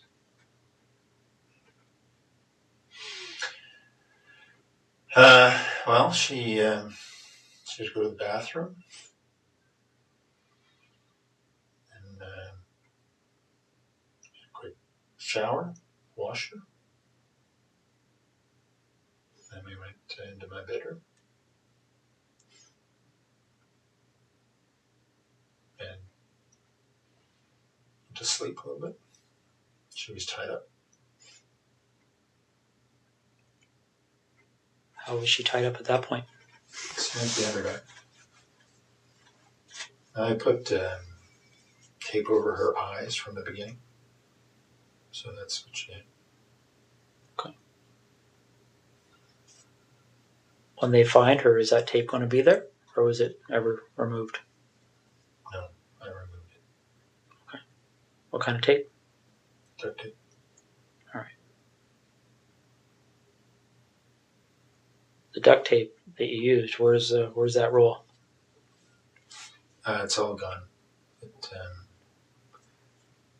I used the rest of it to bind her body.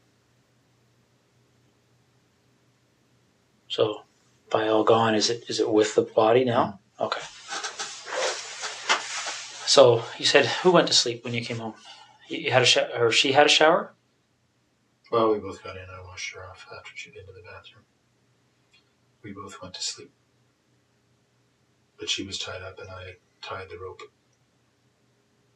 So I could fall asleep a little bit, and she could move without waking me up. I'm trying to picture how that would be. So the rope's tied to what on her? Just tied her hands behind her back. Okay. And then the rope just wrapped around me a couple of times, so there was no slack. Okay. Do you remember how long you slept for? Not long, maybe a couple hours. Do you know if she slept? I don't know. Okay. So you wake up and it wasn't, we were up and down. So it wasn't 2 hours straight. It was 2 hours in bed, but there wasn't much sleep, just lying there probably. So you get up from that, and what happens next?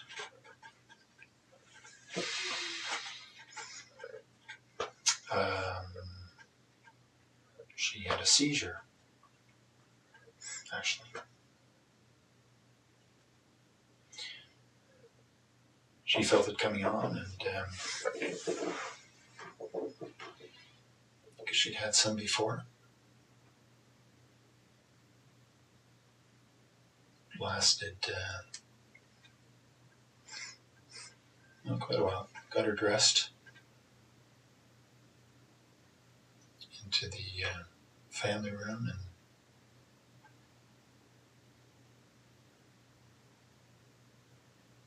anyway, she recovered. She got obviously stress, but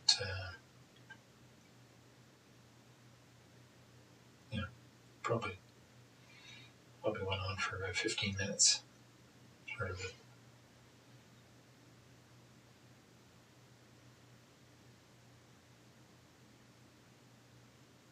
So, how do you know she had them before? She told me. Did she tell you why she gets them? Well, she suggested it was stress.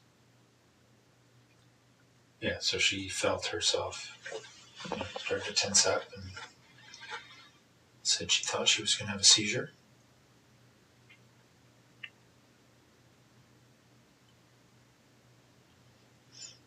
So it was convulsions is what she was saying. Okay.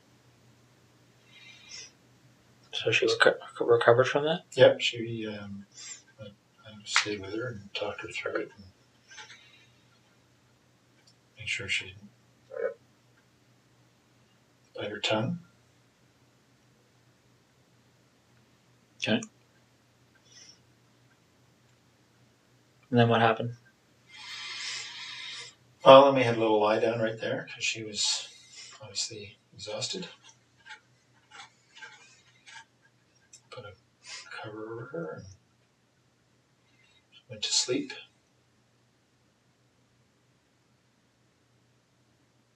Wait for an hour or so.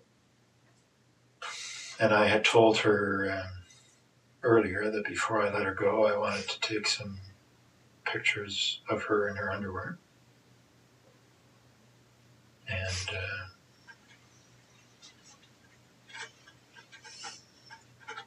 have sex with her.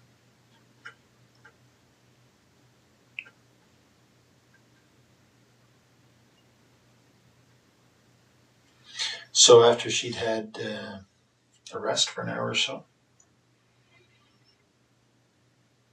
I had her put on, remember different outfits she had? I'm sorry? Put on a number, pairs, panties, bra that she had. Okay. Taken from the house. So she put those on and I took pictures. Okay. Are you in any of these pictures? Yep. What kind of images are you in?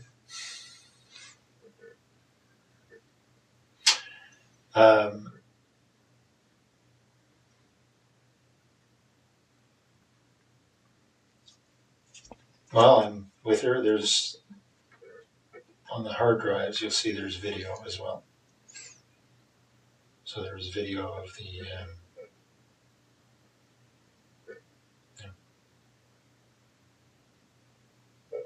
almost 4 hours, I guess. Of what?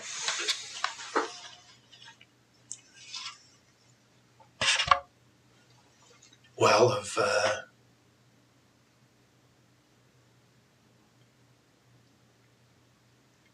initially at her place of me raping her. And then,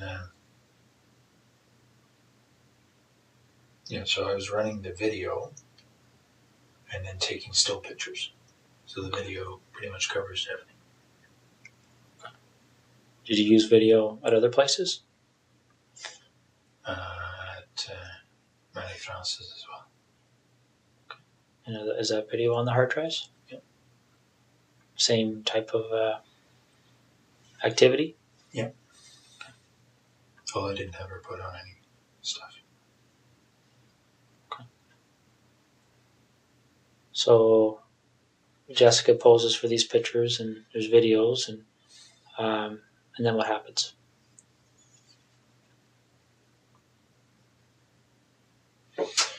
Then I got her dressed because she thought she was leaving. Got a bite to eat. Fruit. And then as we were walking out, I struck her on the back of the head. Okay. When did you decide to do that?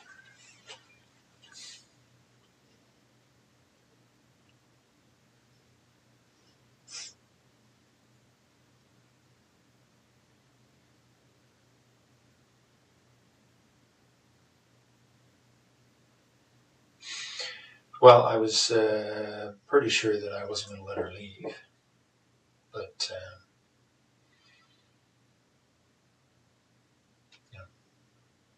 the idea of striking her on the head was developed in the afternoon.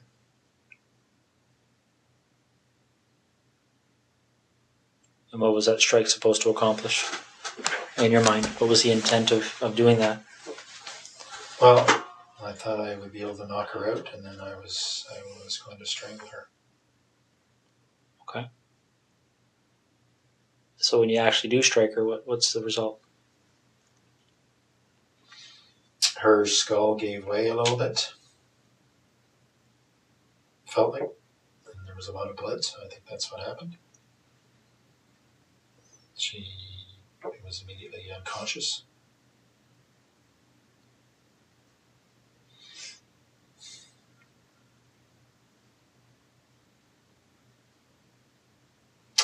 And then I strangled her. How'd you strangle her? The same rope. Just put her on her neck. Okay. While she was unconscious.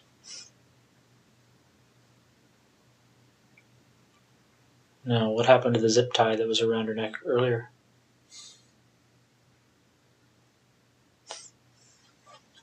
I took it off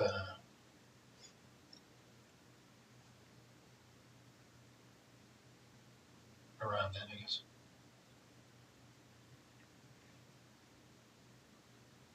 Did you take it off before you put the rope around her neck, or after, or do you remember? After she was dead. Oh, okay. So the zip tie was around her neck while you used the rope? Mm-hmm. Okay. Did you leave the rope around her neck? No. Okay. And how did you know she was dead?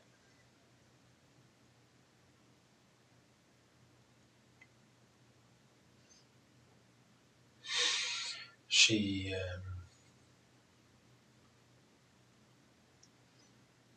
her body stopped moving.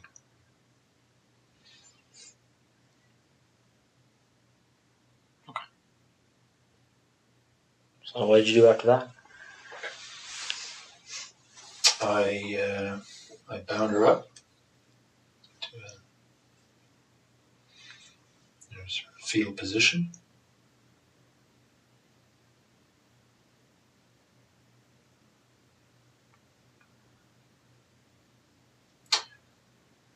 And cleaned up the floor.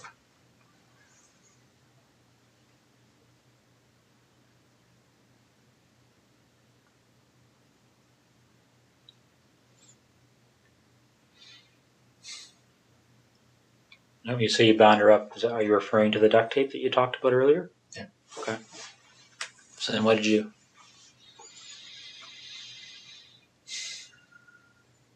I put her in the garage. It was very cold.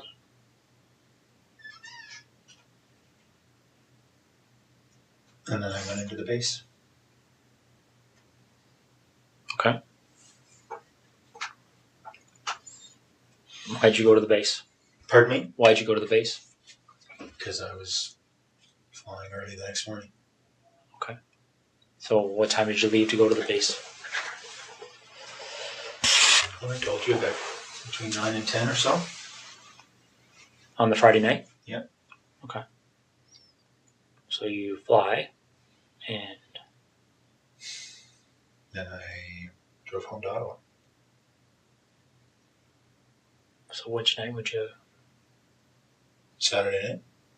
So you land, and what time are you landing? 6:30. Okay. Saturday night. Did you go by the house in Tweed on your way to Ottawa? Or? No. So you drove straight home to Ottawa?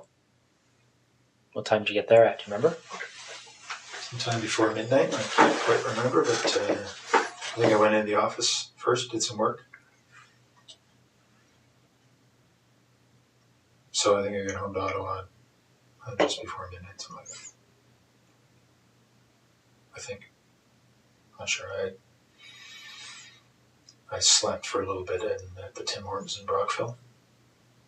So it might be later. I honestly can't remember when I got to Ottawa, but Okay. Yeah, midnight-ish, Saturday. Mm-hmm.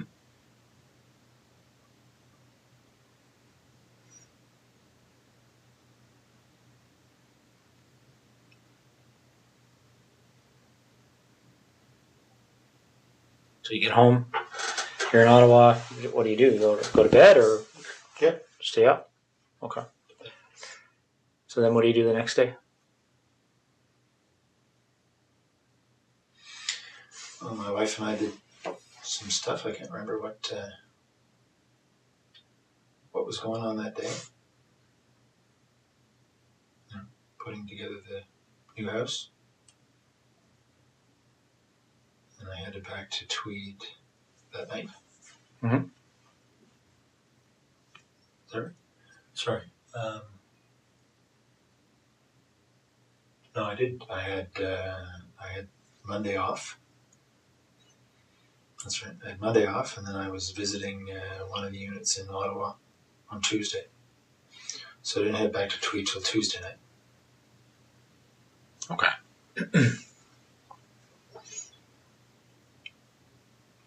So you get back to Tweed, and what happens next? I took Jessica's body to that spot. Okay. That happened on Tuesday night? Just this past Tuesday, obviously. Yeah. Okay. Do you remember what time that was? It was pretty late. It was midnight-ish. I'd say between midnight and 1 on Wednesday morning. Okay. What made you decide to measure that distance, that 0.7 kilometers? That's just the way I am. Numbers. I have to know the numbers. Okay. And how did you leave her? I just left her tucked behind a fairly large rock. Okay. Is that duct tape still on her? Mm-hmm. And what else is on her? A couple of towels wrapped around her head. And the top and pants, she was wearing jeans. Okay. Did you ever go back there? No. Right.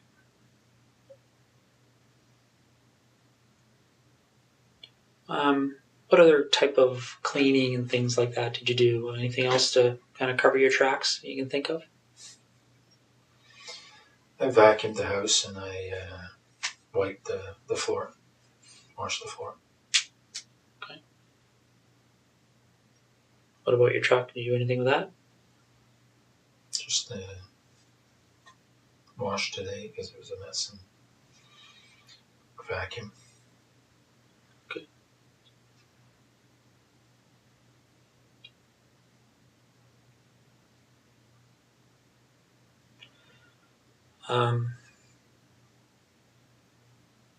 So Marie Franz, when did it first occur to you to go to her house?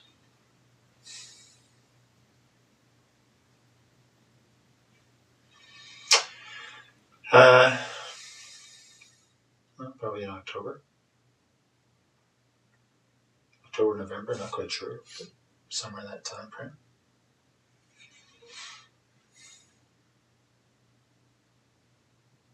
And do you remember why you thought to do that?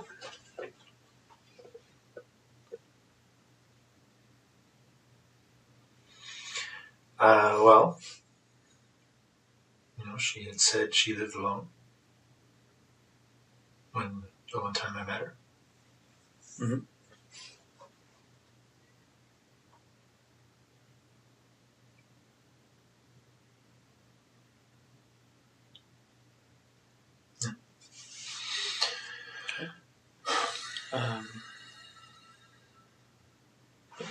Just trying to understand why her versus the dozens of other women you probably come across on a daily basis.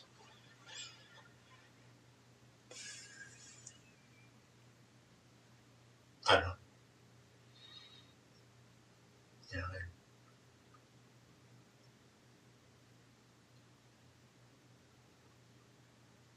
I went out there when she wasn't home just to see where she lived. And when did you do that? A couple of nights before.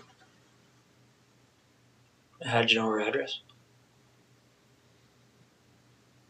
It was on the road for the basement. Okay.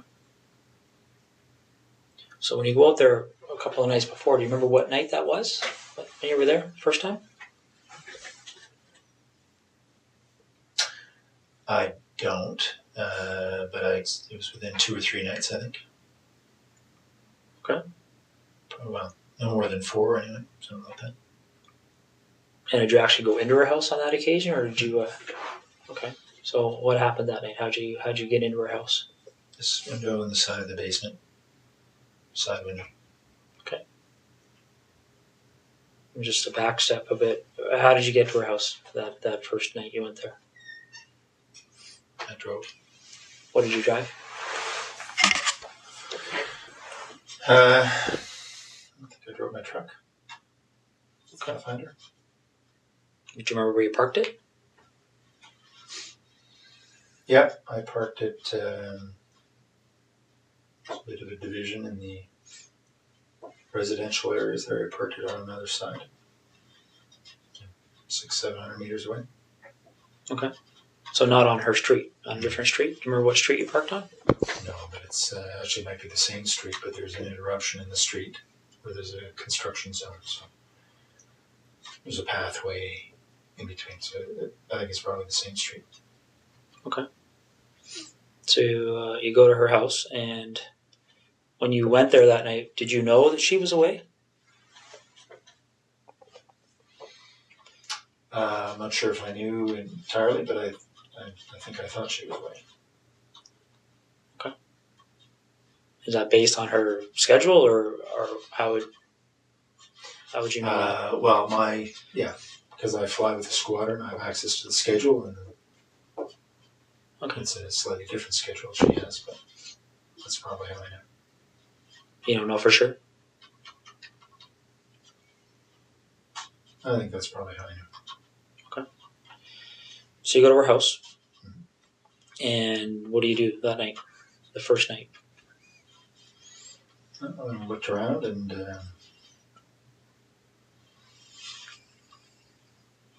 make sure that she was living there alone.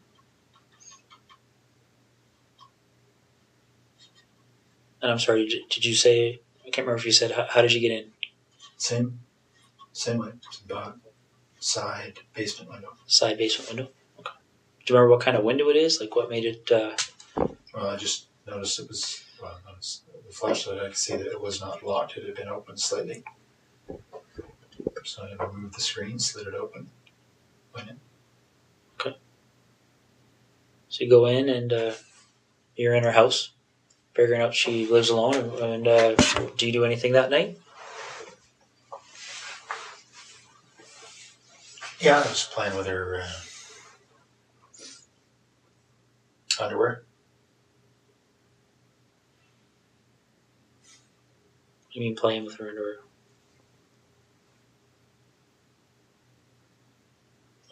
Wearing it.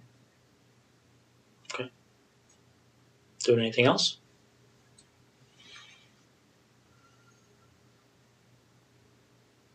No, I didn't touch her stuff.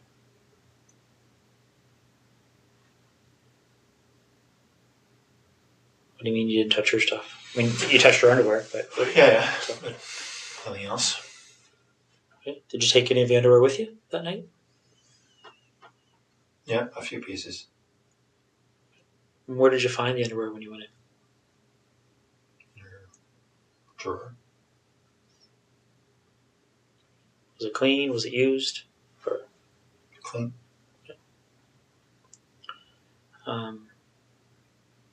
Anything else you can remember doing that evening? No.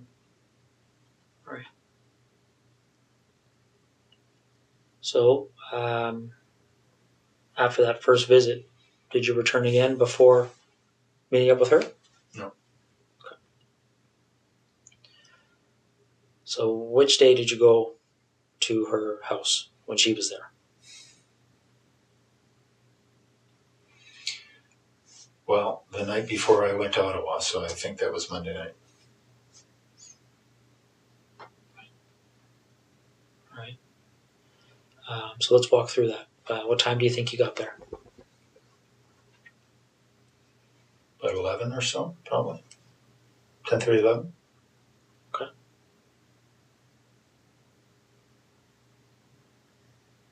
Yeah, so she was on the phone in her room. You could hear that from the backyard. I got in through the side window. The same basement window? Mm-hmm. How could you hear from the backyard? What was... Just hear her on the phone. From beside the house. Could hear her through the walls that she was on the phone. Okay. Any idea who she was talking to or what she was talking about? No.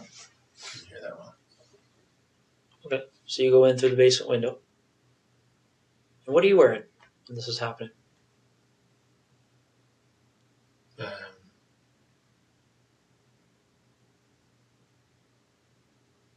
Sweatshirt and Dockers, I guess. And the 2 pieces on my head. Okay. And where are those 2 pieces now? Pieces that you wore on the head? They're probably in my bag, in my luggage bag in Edison in the bedroom. What's your luggage bag look like? It's a blue duffel bag type thing. It's right beside the bed. Okay. Is it the only blue duffel bag in your bedroom? Mm-hmm. And these pieces, what do they look like again? It's a blue headband. Okay. Standard blue, winter headband. And black skull cap type thing. Okay. Any insignias or anything on them? Yeah, there are, but I don't know what they are. The blue headband has something stitched, a name of some sort stitched on it. And the skull cap has some sort of emblem, white emblem on the black. Don't know what it is. Are they like sports emblems or company emblems or? It's the manufacturer's. Okay. Anything else in that blue duffel bag? I don't think so. Is it full of things other than... Just my clothes. Okay.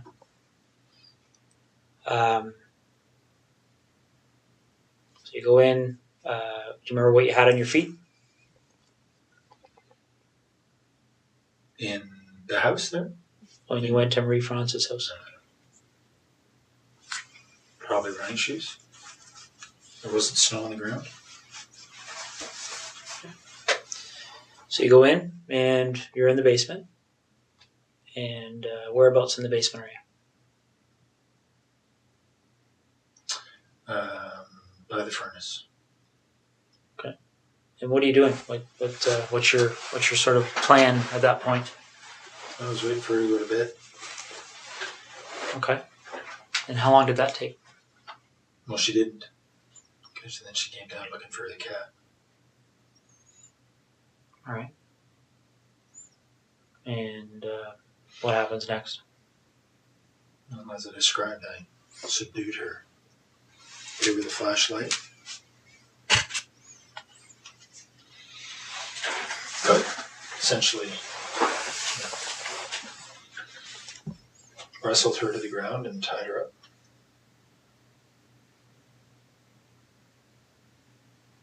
Okay. And what did you use to tie her up? Same rope, green rope. It's in tweed. Is it just green or like how long is this piece of rope? It's probably 20 feet. It's a boat rope. It's got some red specks in it, I think. Okay. Is there lots of ropes in tweed, or is this probably the only rope? No, there are two lengths. 2 lengths of the same green rope? And were they both used? Well, I only ever had one with me, so I don't know if I used the same piece both times or not, but only 2 lengths of rope. Okay. So you tie her up. How did you tie her up after you subdued her? Okay. And what is she wearing at that point? She wasn't wearing anything to start with. So when she came down to the basement, she had no clothes on? Mm-hmm. She had some sort of a shawl over her shoulder. Okay. She immediately dropped when she saw me. Did she say anything when she saw you?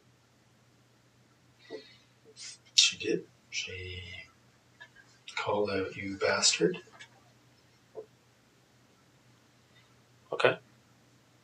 And then what happened? Then I subdued her, as I described. By hitting her with that red flashlight? Mm-hmm. Okay. Although they were more glancing blows. Cut her skin, but weren't doing much else. Okay. She fell over, and then I subdued her. She tripped. Okay. How did you tie her at that point? Like, I know you used the rope, but what did you tie her up like? Just told her, I pulled her hands behind her back and just tied her wrists together. Okay. And then what happened after that? Then I took her upstairs.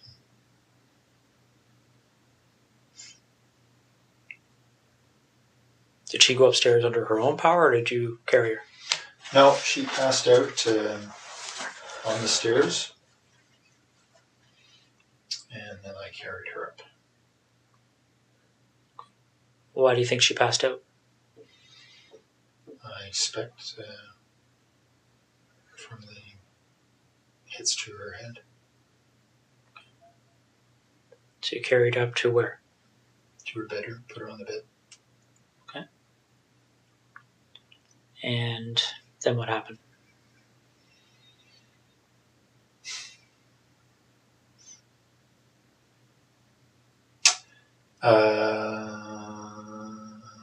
Well, as I described, I think she's on the bed. I raped her over a period of time. And again, just to be specific, what sex acts took place? Just vaginal. Your penis and her vagina? Yep. Any condom used? No. Did you ejaculate? No. Did you ejaculate at any point with her? No. Okay.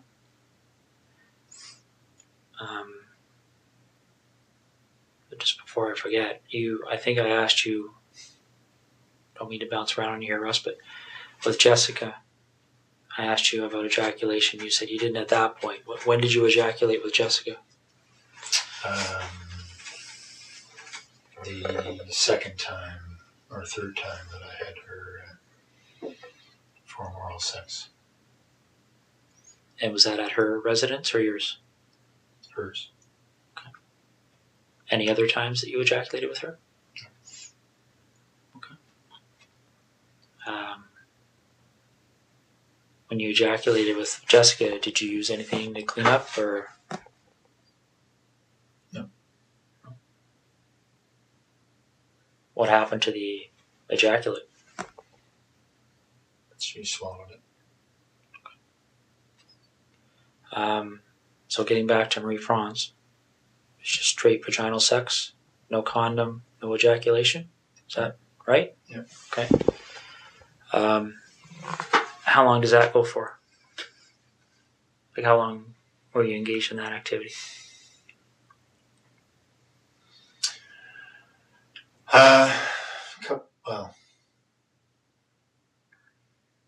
hour and a half, 2 hours, I guess. Okay. And then what happens next? Well, as I described, I suffocated her using duct tape.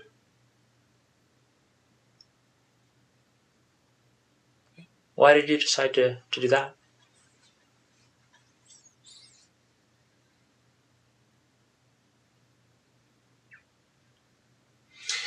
Well, again, because of the pictures. As I described to you, it would have... it was going to be a pretty straight line back to Tweed. Okay. But why did you decide to use that method versus something else?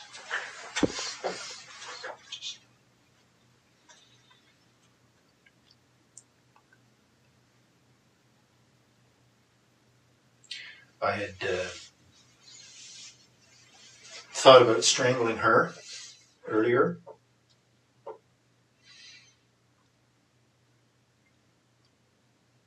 It's on the video. What is? My, well,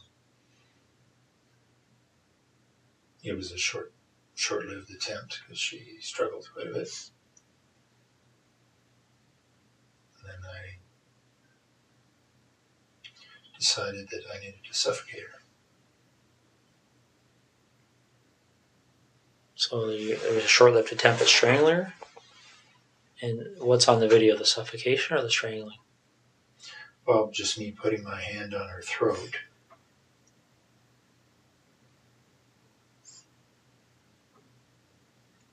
And then her responding.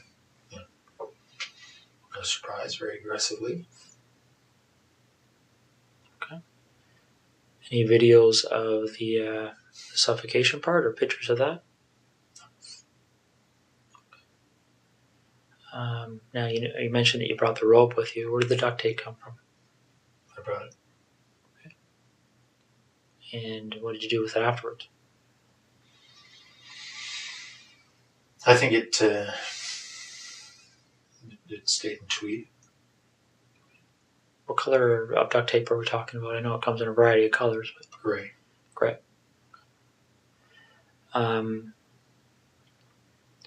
So before the suffocation, obviously, how long do you think you were with her from the point? Well, how long do you think you were in that house from the point you went in that window to the point you left? Probably 4 hours. Okay. So, correct me if I'm wrong. Did you say you got there at 11, or around 11? I think that's right. Okay. So you left around 3 in the morning. Well, I was in the basement for quite a while before she came down. She wasn't going to bed. So I was probably in the basement for 30, 40 minutes. Okay. So by the time she saw me, it was probably closer to midnight. All right. But I didn't have a watch on, so I'm not sure. Any gloves?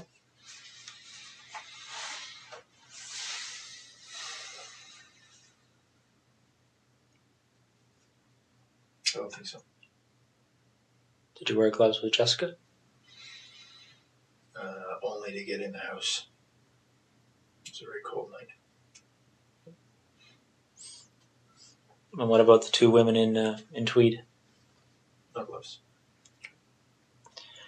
So while you're with Marie Franz, what kind of conversations are taking place? Anything she said to you stick out in your mind? No, then I taped her mouth. There's no conversation. Okay. When did you tape her mouth? As soon as I got her up to the bedroom. Why did you decide to do that? Because she was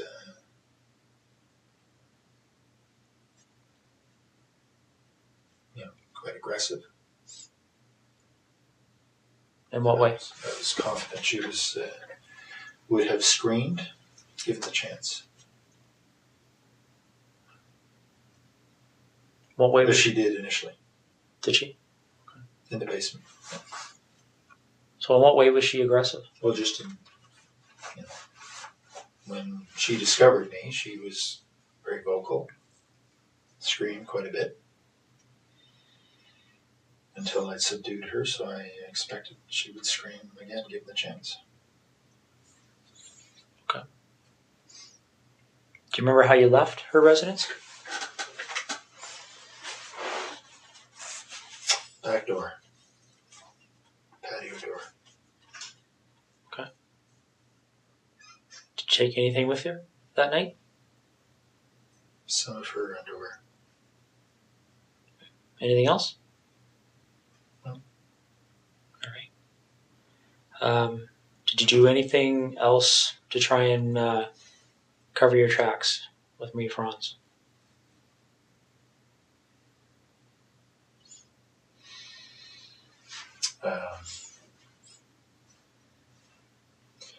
Well, I had turned off my BlackBerry before I left Trenton. Other than that, no. Do you remember trying to destroy any kind of evidence there, or anything you thought may have produced evidence or anything? Oh, I took her sheets off the bed and ran them through the laundry. Okay. Like the laundry where? In her house. Okay. Did you run them completely through? Did you wait for it to finish, or? No, I just put them in and put a whole bunch of bleach in and let it go. Okay. So the night you went to her house and got there at 11, you came from where? Like you said, you left Trenton. You turned off your BlackBerry. You talking about the base, or are you talking about where did you leave to go to her house? Well, no, I just turned off my BlackBerry before I left the Trenton area. I would have left from the base after work. All right. When did you what time do you think you turned your BlackBerry off? Well, it's only a half-hour drive to Brighton, so probably in the 9:30 range. Okay. Do you remember what time you would have turned it back on? And I was back on the 401 heading to Ottawa the next morning. What time would that have been? So 6 plus or minus 30 minutes. Okay. So you leave her house 3-ish. No, I think it was later than that. So the 4 hours obviously was. I think I went in about 11. Was in the basement for quite a while. Probably left her house closer to 4:30, somewhere there. Okay. And where do you go? I drove to Ottawa. Straight to Ottawa? Yeah. Did you go by your house in Tweed or anything, or did you just go straight? No. Remember what route you took? Yeah. 401. But from her place, I think I went straight north on whatever the road is that goes straight through Brighton up to the 401. Hit the 401 and headed east. Okay. And so you're going to, what's the meeting you're having that day in Ottawa? Remind me. Meeting on the C-17 acquisition project. Okay. And who ran that meeting? The project manager, Miss Sue Hale. Okay. Is that the only meeting around that time period you would have went to on that issue with Sue Hale? Hmm? There wasn't like a weekly meeting or anything like that? Okay. No, this is sort of a quarterly. All right. So the night this happened, where did you park that night? As I said, across the gravel little roadway. It's probably the same road. Okay. Similar location to the first night? Yep. All right. Same vehicle? Yeah, truck. Okay. All right. Okay, let's talk about seeing as we're going backwards in time here, why don't we talk about the second incident in Tweed? With Laurie Massacati. And it's 76 Cozy Cove.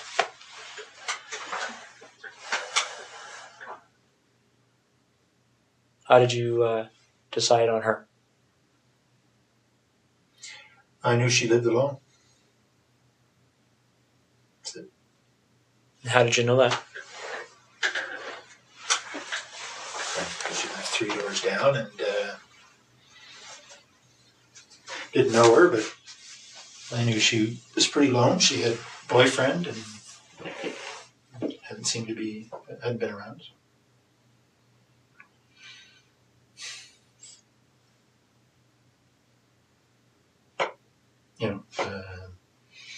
Looked in the window and she was alone.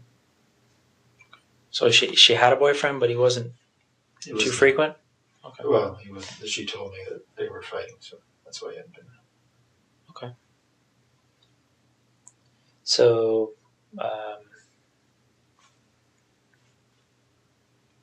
did you look in her house before the night that this incident happened, or when did you do that? I had been in within the week, probably a couple of nights earlier. What did you do that night? I looked around to see if there are any permanent signs of her boyfriend, I guess. Took one or two pieces of her underwear.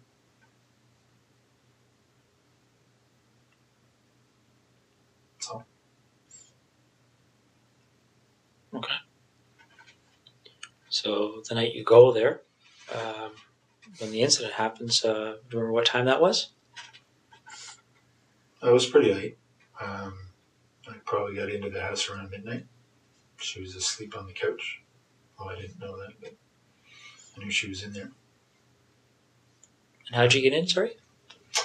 Window in the back of the house. There's a little sunroom. Was it just something you had to slide, or how did you get that? Remove the screen and slide it up. Okay. So I got into the house and she was asleep in front of the TV.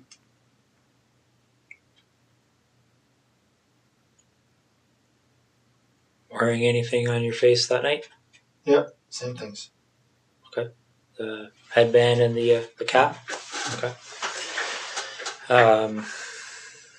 What kind of clothes did you have on? Just dark sweatshirt or pants. Right. So she's asleep on the couch, you're in there, and then what happens? We have been through this, eh? I know. I struck her with the flashlight, thinking it would knock her out. It didn't. We struggled. I subdued her. Took some pictures. Left. Was probably in the house about 2.5 hours. It's a pretty short description for 2.5 hours. Well, we talked. I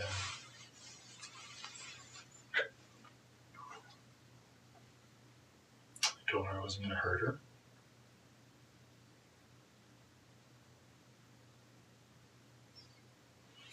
I told her that there were other guys in the house robbing her.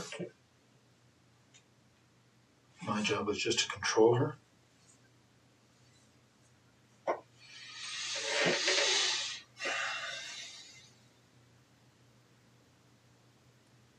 What did she say to that? She was scared.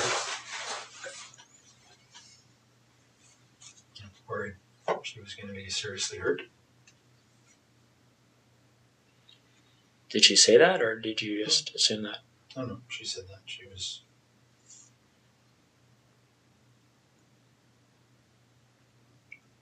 worried she was going to be killed. I said, I'm not going to kill you.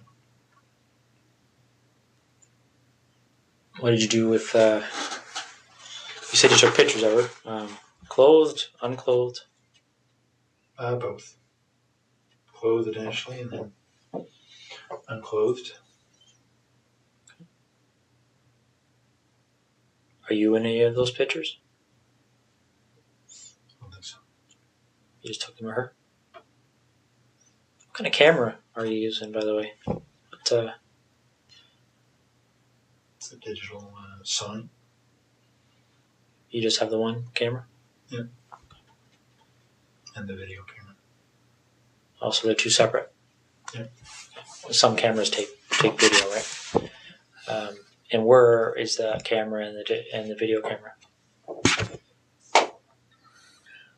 In Tweed. Is it the only camera and video camera in that house? Yep. Okay. All right. So you take pictures of her, and how do you end up leaving? Like you, I just told her to, I don't know, count or wait for a number of minutes before she called the police. okay. And did you leave immediately, or did you stay there for a while, see what she was going to do, or? I left. And where do you go? Home. Straight home? Mm-hmm. Did you wait to see if the police showed up or anything, or? No. Well, it's So what did you do when you got home? a couple hundred feet. I went to sleep. Okay. What did you do the next day? Went to work. Normal time. Okay. A couple hours later.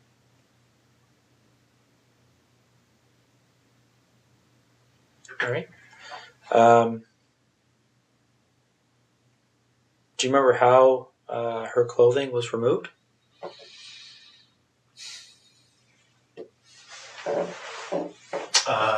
Well, because her hands were tied behind her back, I think I cut off her top and then pulled off her bottom. What did you use to cut her top?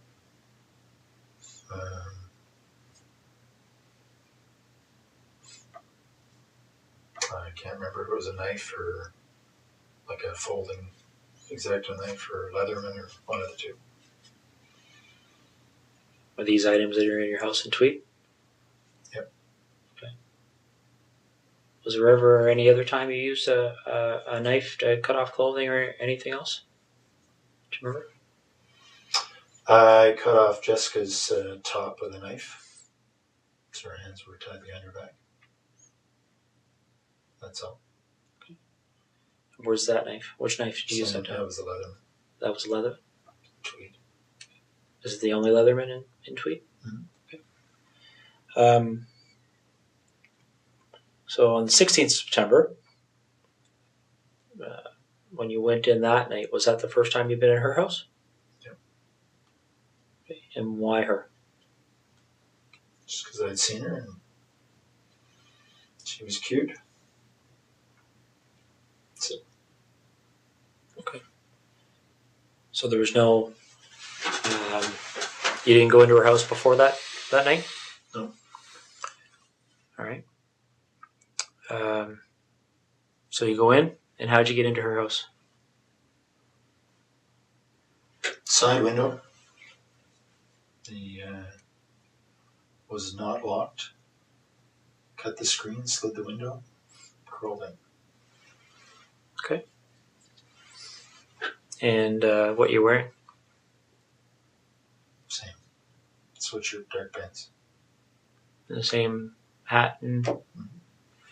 Okay.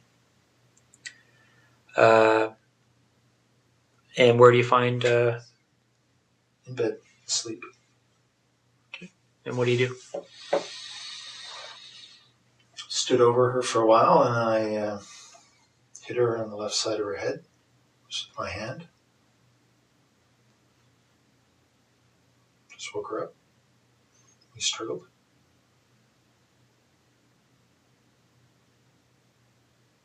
Just lay on her.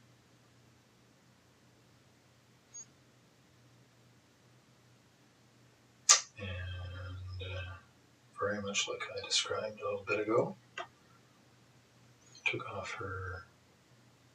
pulled her top down, and took off her pants. Took some pictures, left.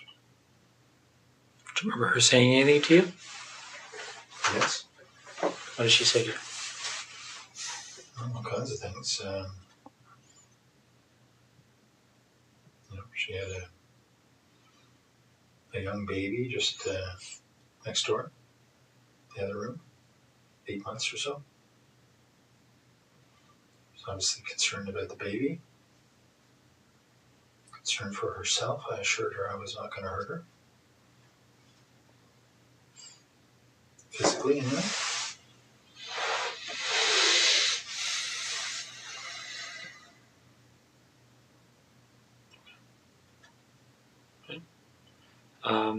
Any underwear taken from or Lori? Yep, both. And where would they be located? In Tweed.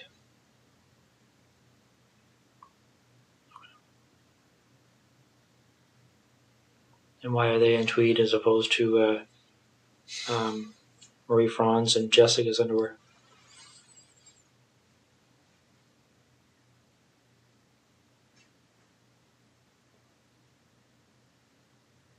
I don't know.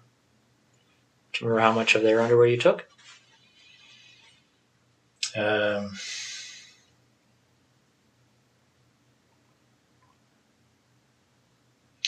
Not very much from Lori. Did they know that you took their underwear? I don't know. You didn't discuss it with them or anything?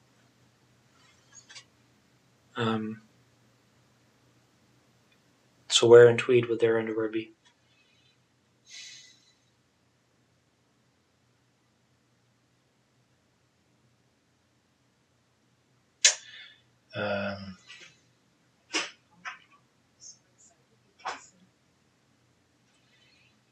In the there's a laundry room area.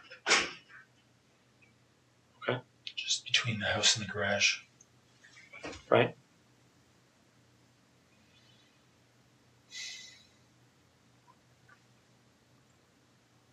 So where in that laundry room area would they be kept? There's a cupboard up top. They're in a duffel bag. What's a duffel bag look like? It's a green army duffel bag. Are they all in the same duffel bag? Is there anything else in that duffel bag? Just underwear. Okay.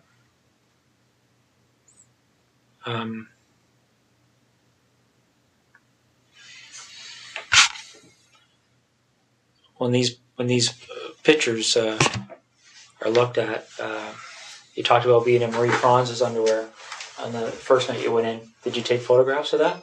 Yep. What about anybody else's underwear? Yep. Photos. Of you in their underwear? Mm-hmm. And where were those photos taken?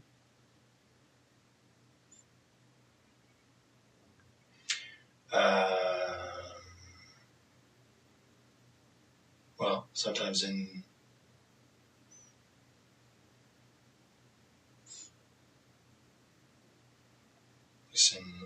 Marie France's case, in her house. The others in my house.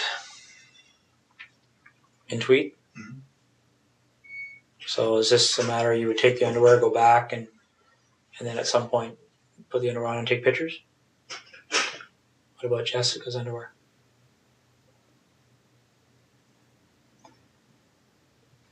She's only her. Right? So you don't have pictures of you in her underwear? No. All right.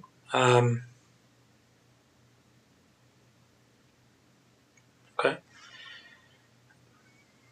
Well, I guess I just have a couple of questions for you. I mean, I'm sure there's going to be more questions, but I guess what's on my mind right now, Russ, is what made you decide to tell me this tonight?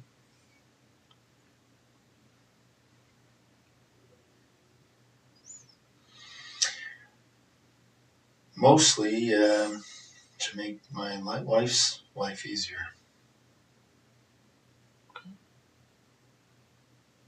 Is what you told me tonight the truth? Yeah. Okay.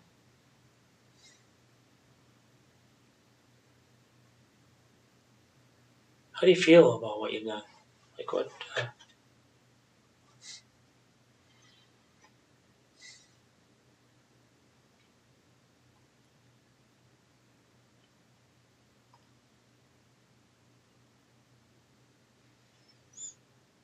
Disappointed. Let me ask you this: if this didn't come to the point it's at right now, if for whatever reason you didn't end up on our radar, so to speak, do you think it would have happened again?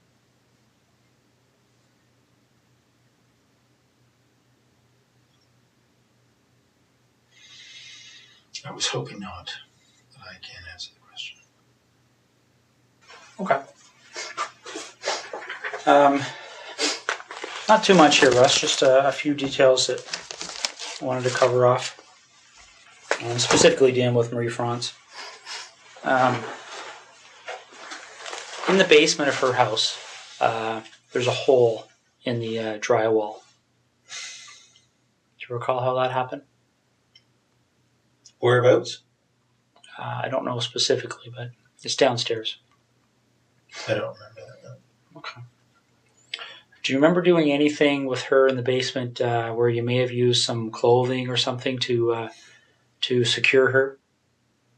Yeah, I tied her up against one of the poles in the basement initially. I went outside and put the screen back on and secured the window. Okay. While she was tied to the pole? Yep. And what was your thinking behind doing that at that point? Just to cover up how I'd come in. Okay. Now, by the time she's tied to that pole, is that in the very initial few minutes kind of thing of the confrontation, or? That was shortly after I'd subdued her and tied her up, yes. Okay. Does she have the duct tape on her mouth yet?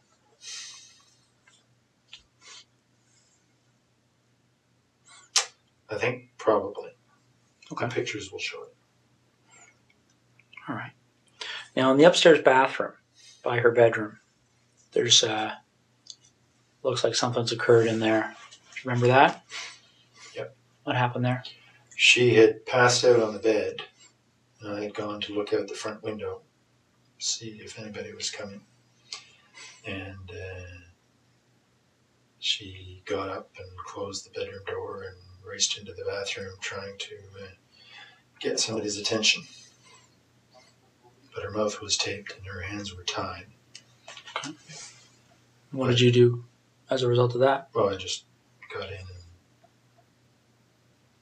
subdued her again and got her back into the bedroom. Didn't do anything, just regained control of her. Okay. If I remember correctly, there's a bit of blood in there. Do you know where that blood how that would have occurred? All the blood was from the initial hits as I was trying to subdue her. Okay. Her skin breaking with the blows to her head. Okay. Do you recall blood being in the bathroom? No, actually, I didn't have the light on in there, but it didn't surprise me. Okay. There's a pair of underwear and some socks on the floor of that bathroom that belonged to her. Do you remember how they got there? Do you remember seeing them? See them, but Okay. What do you recall doing to her breasts? It's pretty clear that there was something happened to her breasts. Do you remember what that might have been? No, I certainly touched her breasts. I didn't do anything to hurt them. I remember that? No. Okay. All right. Well, Russ, now, when I suffocated her, she was on her front. So, may have been something there. But, what do you mean? well, she was lying on the floor in the bedroom as I suffocated her and obviously struggled. May have been in there that something happened, but I didn't do anything specific to her breasts. Okay. So when you suffocate her, that's when you had the duct tape over her mouth and nose? Mm-hmm. And that's on the floor? Yeah. And then what happens after that? Well, she died, and I then took the duct tape off her head and put her on the bed and covered her up with duvet. Okay. And what was your thinking behind doing that?